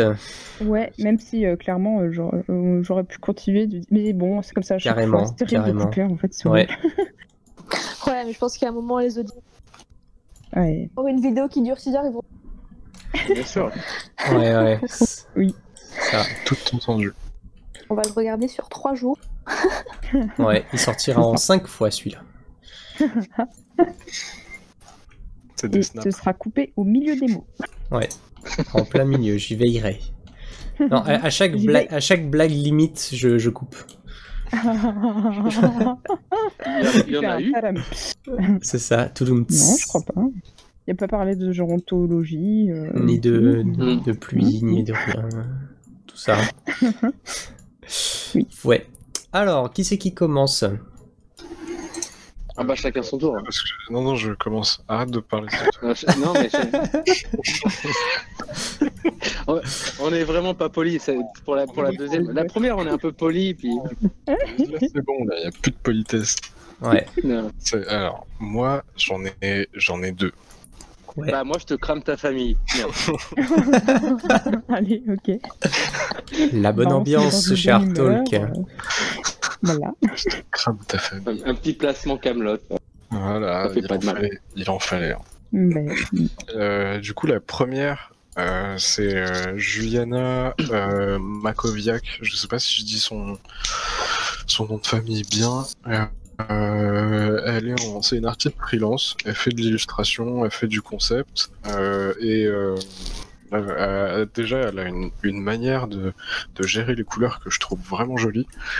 Et elle a fait des progrès mais phénoménales ces derniers mois. Elle poste tous les jours, enfin tous les jours, peut-être pas tous les jours, mais assez souvent sur Daily Speed Paint. Des fois, enfin je l'ai déjà vu une fois ou deux poster plusieurs fois par jour. Et c'est un truc de malade le progrès qu'elle a fait. Je me souviens de ses premiers et je me rappelle de là ces derniers. Et c'est vraiment trop cool. Mais ouais, voilà, Juliana Makoviak. Je sais toujours pas si je le dis bien. Et du coup, l'autre, c'est pas un artiste, c'est plus un collectif. Et Jérémy, il est d'accord avec moi dessus. Ça m'évite d'en parler après.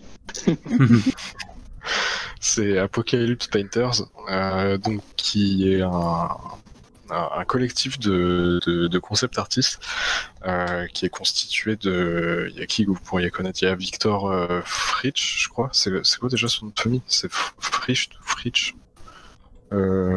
Victor. D'accord. Qui vient à l'Art Weekend, qui est venu à 2 ou 3 Art Weekend. Il y a Hayden Tremblay, il y a Pierre Quéru que vous allez voir à l'édition de septembre. Max-Marie Martineau, ouais. Il y Ça a... défonce. Je crois que il y a Trop Darko, c'est Florian Cassini, que j'ai failli oublier. Ouais, là pour l'instant, j'ai que ça en tête. Pour ceux que je connais en tout cas, mais ouais, ils développent une petite bible graphique en fait, ils ont un projet en commun et ils créent tous autour de ça quoi, et c'est cool, c'est vraiment cool, c'est hyper joli et ouais. Carrément. En plus, C'est vrai que c'est niveau cool, ouais. recherche de boulot et tout, j'avais vu des gens qui discutaient du fait que se mettre en collectif, c'est extrêmement utile, ne serait-ce que pour pouvoir peser dans le fait de discuter tarifs et d'être avec les clients et tout. Et pour le cas où justement il y a un problème de deadline qui se chevauche. Quand je dis un collectif, ils ont rien de... Enfin, ou alors je le sais pas, hein, mais... D'accord, ok, c'est... En tout cas, ils postent ensemble... ils bossent ensemble sur un projet en commun, et c'est un projet pour le plaisir, quoi. Je sais pas exactement en détail. Moi, c'est ce que j'ai compris du truc. Peut-être que je dis de la merde, voilà. Ça, dit. Ok. Attention, c'est peut-être de la merde. Voilà. Oui, Mais c'est en tout joli cas, quand même. Oui, c'est très très chouette, c'est ouais, j'aime clair, bien ça claque. J'aime beaucoup, ouais. Bah, en vrai, tu dis que c'est de la merde, c'est juste parce qu'il faudrait passer encore 2 heures à discuter. Mais en vrai, c'est vraiment top. C'est vrai que C'est vraiment cool. c'est vrai que c'est bien cool, ouais. Voilà. Alors, bah, Jérémy, c'est ton tour. Alors, dans ma besace à admiration, Ouais. j'ai 2 Sabrina, Ouais. j'ai un Swan, j'ai un Stéphane, j'en ai d'autres. Mais en vrai, rapidement, je pense, juste pour les évoquer, après, je pense que c'est intéressant de s'attarder sur aussi 1 ou 2 profils, ou en tout cas ma vision de profil d'artistes, mais qui sont pas connus. Après, il y a donc je viens un petit peu rapidement sur les gens aussi qu'on connaît parce qu'ils viennent au Art Weekend, etc. Donc, j'ai pas, enfin, c'est en mode, on pourrait s'éterniser 30 ans, mais ils vont forcément refaire surface. Donc, l'idée, c'est Sabrina Soupa qui fait de la 3D et qui a un profil autant intéressant sur son développement et sa direction, comment elle en est arrivée à faire ça. Et dont on a parlé dans l'épisode, vous l'avez pas entendu du coup, mais l'épisode avec Paulette. Avec Paulette. Ouais. Ok. Donc il fait du ZBrush et c'est vraiment chouette. Après il y a Sabrina Tobal qui est pareil, autant intéressant sur ses caractéristiques humaines. C'est moche à dire, mais c'est clairement intéressant aussi de ce côté-là, que son processus de vie et aussi parce que ce qu'elle fait, ça déboîte. Et comment elle évolue récemment et comment en fait elle a des super opportunités, elle bosse dans un collectif, etc. Donc ça c'est, vraiment. Après je pense qu'elle est en train de décoller, donc voilà, on va en entendre de plus en plus parler. Puis après j'ai aussi Stéphane Bourrez mais lui il est un petit peu connu, mais en fait c'est juste qu'il est connu dans le sens où il fait partie de l'industrie, donc il fait déjà des talks. Là il a fait récemment un talk, j'ai perdu le nom. C'est un des festivals qui a été online récemment, qui est normalement à Amsterdam. Workshop, The Industry Workshop, non? Non, le Playground, le festival Playground. Et du coup, super intervention, super vision du métier et super taf, qui mélange beaucoup de 3D, de painting et donc c'est un profil super intéressant. Il n'a pas beaucoup de followers et par rapport à son niveau, je pense que c'est quelqu'un qui n'a pas forcément besoin de coups de pouce, mais en vrai, c'est un travail qui mérite d'être connu. Et ensuite, j'allais dire Swan, parce que pour moi, Swan, c'est quelqu'un qui m'a fait comprendre et avoir un déclic sur le storytelling, donc Swan Keller. Et puis autant, pareil, sur le plan humain, où c'est Monsieur Hugman. Et sur le plan artistique, qui a aussi un parcours très intéressant et des épreuves de vie qui sont hyper enrichissantes, ça impose le respect. Et puis après, j'ai deux autres profils où je voulais m'attarder un petit peu, qui sont aussi un petit peu le côté chauvin, genre c'est des gens qui ont gravité autour de l'école Brassard. Et c'est intéressant, j'en ai un premier qui est donc un prof, qui était un prof de Rough et Storyboard à l'école, et donc s'appelle Pierre-Olivier Malo, qui a fait beaucoup de graphes, en fait, qui a un style très graphe, genre urbain, etc. Et qui est dans des gros questionnements, j'imagine, internes, qui sont comment je vais vers le concept art et comment, en fait, je vois évoluer son style au fil des années, et c'est vraiment quelqu'un qui a déjà une très grande maîtrise, qui est pas très connu, et qui va vers une simplification des choses, mais en tout cas qui a énormément d'idées, qui a des designs qui sont super intéressants, et surtout ses pensées. C'est un profil de développement visuel super intéressant. Il fait des planches qui sont mortelles. Alors moi, c'est vrai que ça te tabasse quand même. Putain. Ouais, il est aussi fort en perso. Moi, je l'ai connu à l'époque où il arrivait à l'école Brassard, et typiquement, c'était un prof qui avait 30 ans, donc on était sa première promo, donc on a vu, c'était difficile pour lui, genre première promo, première fois qu'il est prof, il était un peu perdu dans sa vie, il avait fait de la pub avant et il revenait au dessin, donc il refaisait des planches juste pour lui perso, et surtout c'était le genre de prof qui, tu te disais, t'avais un respect, et on s'en foutait de l'âge, on s'en foutait de tout ça, c'était le mec, il arrive avec une passion, il est super fort, et même s'il a un style défini, on apprécie ou on n'apprécie pas, il y avait quand même ce côté, putain, t'as un vrai prof. Et surtout, il y avait une espèce de compassion, il avait ça se sentait qu'il était en train de comprendre ses étudiants. Et c'est quelqu'un, je pense, qui a aussi beaucoup dynamisé l'école, parce que c'était un des premiers dans l'école à vraiment amener l'aspect concept art, illustration. Et donc, par son passé de Roughman, il avait aussi en tout cas une espèce de facilité à sortir des choses rapidement. Du coup, même si on va dire que dans son parcours, il n'avait pas un background de concept artiste, en tout cas, il a tout ce qu'il faut pour être concept artiste, ou en tout cas travailler pour du visuel, du développement visuel. Ouais. Et je pense que même à l'heure actuelle, c'est un peu les étudiants qui l'ont poussé à faire le IAMAG, parce que je pense qu'il a ses propres frustrations, comme tout le monde, et ça doit être super intéressant qu'il en parle et qu'il les révèle, etc. Et ensuite, j'ai hâte qu'il passe le pas de devenir un Art Weekend. Et du coup, ça m'emmène à un deuxième profil aussi qui est assez intéressant. C'est un étudiant que j'ai rencontré du coup pendant le YAMAG, où ils sont venus tous ensemble, ils ont motivé le prof, du coup, donc Pierre-Olivier Malo, dont je parlais juste avant. Et du coup, lui, c'est un étudiant, et c'est quelqu'un qui a vraiment des prédispositions enfin, prédispositions comme tout le monde, mais c'est-à-dire qui a vraiment une certaine productivité, qui a un esprit très, très efficace. Et en fait, moi, je suis son profil du coup depuis YAMAG, donc ça fait 2 ans. Et c'est assez cool de voir son parcours et ses questionnements et aussi la découverte et la désacralisation du domaine via un YAMAG, parce qu'on l'a vécu ensemble. Et comment, donc, après un YAMAG, il a changé. Là, il va faire son premier week-end en septembre. Il travaille avec Yvan Feuzy. Je vais avoir des news un petit peu, mais j'ai un petit peu parlé avec lui aujourd'hui pour aussi en parler et voir son parcours et en quoi c'est intéressant. Et donc, il a fait des stages et il est passionné de 3D, il s'y est mis à fond et il a eu la chance de faire un stage chez Allegorithmic. Donc, du coup, niveau texture, forcément qu'il a appris énormément. Tu m'étonnes. Et derrière Brassard, parce que aussi c'est un profil intéressant de quelqu'un qui quitte une école ou qui arrête en tout cas le cursus pour aller vers quelque chose où il sait qu'il a un meilleur enseignement. Et donc là, il a switché, il est chez New Edge actuellement. D'accord. Donc c'est quelqu'un inévitablement qui va tabasser son ArtStation. Évidemment, il n'est pas à jour et on en entendra parler. Et aussi, c'est quelqu'un qui va être à suivre. C'est clair. Enfin, qu'il est déjà. Mais bref. Ah, c'est grave cool. Franchement. T'as bien triché un max en tout cas. J'avoue. C'est mon côté, c'est mon côté chauvin. Je vais galérer à mettre tous les liens dans la description. En vrai, ça va. Non, mais c'est juste le côté je vais mettre. Donc, on présente une personne, 5. Voilà. C'est difficile, hein, en vrai, parce que là, il y en a encore 10 autres. Ah, mais oui, qui viennent en tête. Mais... Oui, mais on clair. en a tous 250. Mais... C'est clair. Bah, nous, après, on peut le faire à chaque fois.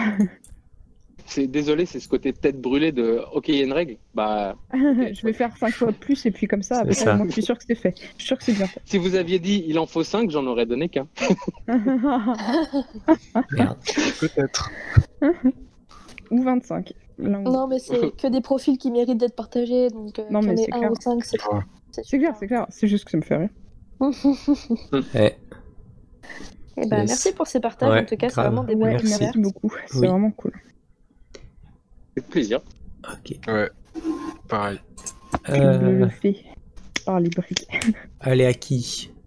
Moi, je me lance. Allez, vas-y. Ok, vas-y. Alors, moi, je partage un ou une artiste, je sais pas, avec le pseudo Astéro. Et en fait, ça va rejoindre un peu ce que disait Massy tout à l'heure au sujet de Pokémon, parce que moi-même, je suis une énorme fan de Pokémon. Et en fait, Astéro, c'est une des rares personnes que je vois qui fait des fanarts de Pokémon, en fait, mais qui arrive à retrouver cette immensité de l'univers, en fait, et cette ambiance d'aventure, vraiment, que maintenant, Nintendo, aujourd'hui, a tendance à vraiment beaucoup trop enfantiser, en fait, et ça, c'est un peu dur à vivre des fois.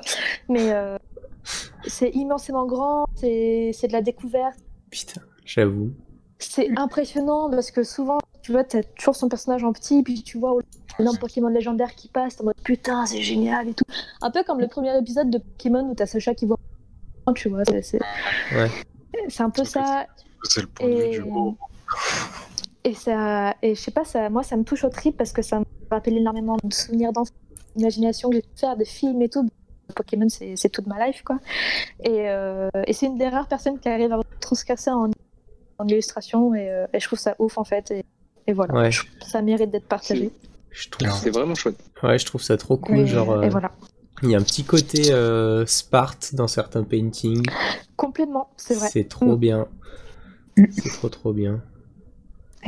Ça parle beaucoup. Ouais. Moi, j'adore, en tout cas. C'est le genre de Pokémon que j'aimerais voir en jeu, quoi. Avec un air plus mature et plus sombre. Moi, j'adore. Je suis juste trop fan. Voilà. C'est dommage que Massy ne peuvent pas apprécier ce genre de truc. Ouais. Je suis pas hyper fan de tout ça. Les Pokémon, là. Je dis depuis tout à l'heure, c'est pour me moquer, c'est pas pour Vous l'avez pris au premier degré, mais...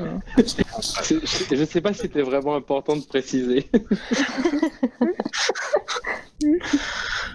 Non, mais c'est trop cool ce qu'il fait. Ouais, Oui. c'est vrai que c'est bien sympa. Trop stylé. Neat. Donc voilà. Ok, bah cool. Rose, t'y vas ou j'y vas? Comme tu vas. Ok, bon, j'y vais.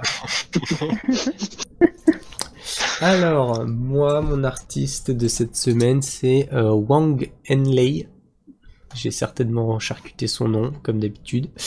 Mais du coup, c'est quelqu'un, je sais pas si c'est une dame ou un monsieur, ou entre les deux, et qui fait des designs un peu manga, un peu Overwatch de perso. C'est un mélange entre les deux, et je trouve ça très très très très cool.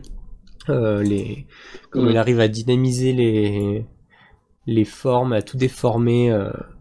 Ouais, parce que moi j'aime bien déformer j'aime bien quand les formes elles sont déformées mais que ça tient quand même debout. Et que c'est toujours des formes. Voilà. Et ouais, elle arrive vraiment à jouer avec les proportions et les courbes, les lignes droites et tout, et ça marche trop bien quoi. En plus les couleurs sont sympas. Ouais. Et puis bon, c'est des persos, donc moi quand il y a des persos je suis content parce que c'est bien les persos. C'est trop stylé. Ouais, c'est mieux que les environnements de merde là. Ça me gosse. Oh, ce qu'il a dit. Ça me fait penser un peu à Gigantic. Je sais pas si tu connais. Ça me dit rien, mais j'irai voir du coup. C'est un jeu. Mais c'est très très très cool. Ouais, et j'aime trop le côté super graphique des formes, comme tu dis, mais genre avec un rendu 3D. Genre c'est de la peinture et tout, mais c'est un rendu vraiment en profondeur, tangible, qui existe, alors que genre c'est des formes qui paraissent péter et genre ouais, très, mais en plus il exagère vraiment les perspectives et ça marche bien quoi. C'est trop cool, trop cool. Ouais, c'est clair. Voilà. Ça me fait un peu... Ouais, c'est vraiment stylé. Bon, bah, Rose, à toi. Ouais, alors moi je présente quelqu'un qui s'appelle Florib, enfin qui s'appelle Florib sur l'internet. Et qui Il travaille dans la banque. Pardon. Florib. Ouais, c'est bon, j'ai compris. Je l'ai. Oui. Encore et Pokémon. Du coup, lui, il travaille dans la banque. Moi, je présente un banquier. Non, je présente un. Et alors là, ça va vous surprendre. Un dessinateur de webtoon. Sauf que là, il est pas chez Webtoon. Il fait un webtoon pour Webtoon Factory, qui s'appelle The Brems. Et il dessine beaucoup sur Twitch aussi. Et du coup, voilà, c'est un gars super gentil qui a un petit humour de patate qui me fait marrer et qui fait des trucs vraiment cool. Genre, je trouve que ces dessins, ils ont un côté graphique et sobre, mais avec un sens de la forme qui, en tout cas, moi, me plaît pas mal. Hein. Ouais, c'est cool. Très très cool. Oui. Et genre, c'est juste les traits entre guillemets là où il faut et pas plus, et du coup, ça colle et ça marche super bien, et du coup, ça rend les trucs hyper lisibles. Et ouais, en fait, il faisait ses planches, ou certaines de ses planches, sur Twitch. Ça fait un moment que je suis pas allée le voir, là, genre 2 mois, donc je sais pas s'il a fini. Mais ouais, il faisait ses planches sur Twitch, ce qui est super cool, du coup, aussi, à regarder comment d'autres gens bossent pour faire leur propre webtoon. Je trouve ça sympa de voir les process. Du coup, voilà. Ok. C'est très très chouette. Oui, j'aime beaucoup aussi. Et il y a encore du Pokémon dedans en plus. Ah, mais Pokémon, c'est la vie de toute façon. C'était la session Pokémon. Voilà. C'est ça. Il y a un autre truc qui est trop bien aussi. Si vous connaissez. C'est les crottes de nez. Si vous connaissez pas. J'ai vu un film récemment. Ça s'appelle Do the Right Thing de Spike Lee qui date de 89. Que je vous conseille à vous qui parlez avec moi et à vous qui nous écoutez. Peut-être encore. Souscrivez à un abonnement. Pas pour Spike Lee, d'accord, il n'y a aucune transaction. Mais le film il est trop cool. Je l'ai vu avant-hier, mais il est trop bien. Mathilde regarde. Voilà. C'est un film qui parle de quoi? C'est un film c'est une journée c'est à Brooklyn, je crois, du coup de Spike Lee qui joue le rôle principal, qui est livreur de pizza dans une pizzeria, et en fait c'est des allers-retours entre la pizzeria et c'est la vie d'un quartier en fait. Et puis c'est Spike Lee quoi, du coup à un moment ça part en couille. Et puis voilà quoi. Spike Lee il te fait détester son film, c'est un truc de malade. Ok. Yes. D'accord. Voilà. Est-ce qu'on peut... Oui. Est-ce qu'on peut recommander parce que alors L'épisode sans fin. Ça va jamais se finir. non mais parce qu'en fait ça me faisait rire, mais même du coup je vois Massy arriver, je me rappelle de certaines discussions et je me dis, et ces derniers temps en fait on se disait, enfin on parlait du fait que c'est intéressant parce que ce que vous faites en termes de podcast dans d'autres univers, par exemple comme le stand-up, ou en tout cas l'humour, et il y a des gens qui font des trucs trop bien. Il y a par exemple le podcast qui est assez connu parce que c'est Cannes et Navo, Un bon moment, qui est super intéressant aussi dans le sens où tu te dis ok c'est bon, là j'ai compris qu'il y a un univers dans lequel je peux être normal. Mais en fait il y a d'autres univers dans lesquels il y a la même dynamique, et c'est super intéressant. Et d'ailleurs je vais pas mentir, moi ce qui m'a donné envie de faire ce podcast c'est un bon moment justement. Ça fait plaisir parce que j'ai cru comprendre moi. Ouais, non mais j'ai vu ce qu'ils faisaient, j'étais là genre mais il y a une trop bonne ambiance, en plus ils parlent de leur univers de la comédie et du stand-up et tout, c'est trop bien, on pourrait faire la même chose pour l'art. Ils sont tous potes. Et dans le même genre, il y a un humoriste, c'est Yassim Bellouz, je suis pas sûr du blaze, mais en tout cas ça s'appelle 4 comiques dans le vent mais à contresens. C'est le meilleur. C'est ce que j'ai dit. Pas mal entendu. C'est de la dyslexie, ça va. Verbal. Mais c'est donc, il invite 4 humoristes à parler de leur parcours, à parler de leurs échecs, les choses qui leur ont donné des déclics. Et en fait, c'est assez insolent de voir à quel point ça ressemble à ce que vous faites et ce qui est partagé en tout cas. Et de se dire, là effectivement, bon, c'est des comiques qui ont déjà plutôt bien marché, du coup c'est marrant, il y a du Manu Payet, il y a du Bédo, enfin il y a énormément de... Il y a du Bédo. Bref. Non, ne consommez pas de drogue. C'était pas un message subliminal. Tu voulais dire Dédo peut-être. Exactement. Oui. On n'est pas une dyslexie près, on a dit. Donc il y a du Dédo. mais oui, en tout cas, c'est un des podcasts qui est intéressant après, en termes de références comme ça qui font du bien. Il y a tout le courant religion. T'enchaînes. Oh là là. Lisez le Coran, c'est hyper important. Ça peut l'être en vrai. Mais bref. Ah oui, il bien de s'ouvrir aux autres cultures quand c'est pas la sienne, d'en connaître plus sur sa propre culture. Mais moi, perso, j'écoute pas du tout de podcast français en fait, donc il faudrait que j'aille. C'est des podcasts filmés. C'est des podcasts filmés. Tu vois leur tête. Oui. D'accord. Et il y a. Mais c'est drôle parce que c'est toujours ça. Ils sont sur des chaises, donc t'es tout le temps en train d'attendre qu'il y en a un qui se casse la gueule. Ils arrêtent pas de se replacer tout le temps. C'est vrai ça, ils arrêtent pas de se replacer tout le temps, mais il y a personne qui dit rien à ce sujet. Parce que tu t'es pas replacé toi peut-être depuis le début. Si. C'est juste, mais c'est pas filmé. Moi à un moment donné j'ai mis mon pied à gauche. Avant il était à droite. Ouais. Bon. Ouais. Et ben... du coup, pour faire une dernière recommandation de podcast, si jamais vous aimez bien l'anglais, enfin si vous êtes ok avec l'anglais, dans la même vibe, enfin moi ce qui m'a donné envie de faire des podcasts depuis longtemps, c'est le Creative Pep Talk. Donc voilà. Et pareil, il parle de trucs de créativité et de comment le but du gars, qui est adorable, c'est d'aider les gens qui font des trucs créatifs à trouver une carrière qui à la fois les nourrisse et en même temps leur apporte vraiment quelque chose émotionnellement et qui ne dépérisse pas. Cool. Qui est sympa. Oui. Trop cool. Oui, trop cool. Et quand je suis toujours en anglais. Tu es... Non mais on pourrait passer 30 ans, alors je vais m'auto-saboter. Yes. Enfin, bon, voilà. Du coup, merci beaucoup d'être venu. C'était vraiment cool. Et c'était vraiment une conversation cool. Et j'aurais vraiment pu continuer à discuter des heures. Mais... C'est ça. Oui. En tout cas, vous avez des parcours vachement impressionnants chacun. Ouais, c'est clair. à écouter. Trop sympa de nous avoir invités. Bah non, c'est normal. Moi, Ouais. en tout cas, ça me fait super plaisir. Je sais pas si Jérémy il est aussi. Non, je sais que Non, Jérémy, il est pas j'ai vraiment pas content trop et- aimé. Ouais. Ouais. Pas trop. Jérémy, il a J'avoue. hâte de se barrer de façon. Il Ouais, a hâte de raccrocher. c'est En ça. plus, j'ai piscine après, donc c'est Déjà en maillot de bain là. Il a mis Ouais. au point une Ah, mais technique en- très ingénieuse qui consiste à saouler tout le monde au bout d'une heure pour qu'on en ait marre et qu'on finisse plus vite, mais ça n'a pas marché. Ça n'a pas marché Ce parce n'est qu'il pas était très trop efficace. intéressant. Ah, c'est pour remplir ma piscine. Du coup, je suis C'est obligé ça. d'imbiber des gens. C'est ça. Mais du coup, t'as cru que tu allais lancer l'attaque trempette pour aller te baigner et en fait, ça a juste été pas très efficace. Oh, regardez la vendue, Ouais. comment elle parle de Pokémon.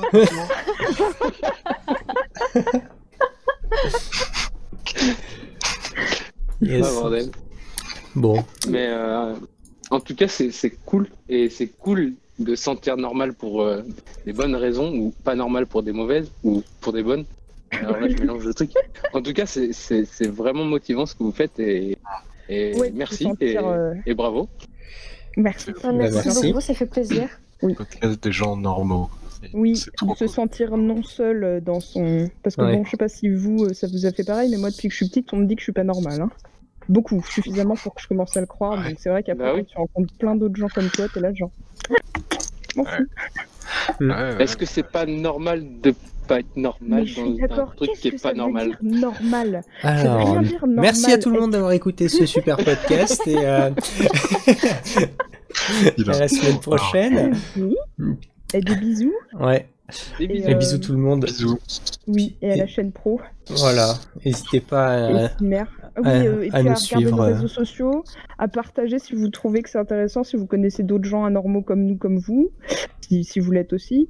Et puis, voilà, genre à Voilà. faire des câlins à vos familles si vous pouvez vous le permettre, parce qu'en ce moment, c'est vrai que c'est délicat le contact. Et à dire aux gens que vous les aimez, parce que c'est important. Voilà. Voilà. Et ça fera un meilleur contexte pour la vie. Bref. Voilà. Bon. Merci d'être venu. C'est Ouais. Faites un podcast avec juste Rose et un micro. Bah, c'est prévu, hein. C'est ma prévu. chaîne Twitch. J'écouterai. J'écoute. L'arc monologue. Ouais. Mais ça, c'est ma chaîne Twitch, mais c'est vrai qu'en ce moment, je live pas. Ouais. C'est vrai Je peux parler toute seule à l'infini. Florib, d'ailleurs, que j'ai partagé, il m'avait dit ouais, peut-être le fais pas quand même. Là, genre, mais c'est moi qui suis comme ça, je le fais quand même. C'est tout. Enfin bon. Ouais. Allez, gros bisous. Ouais. Salut. Bisous. Salut! Bisous. Ciao, ciao.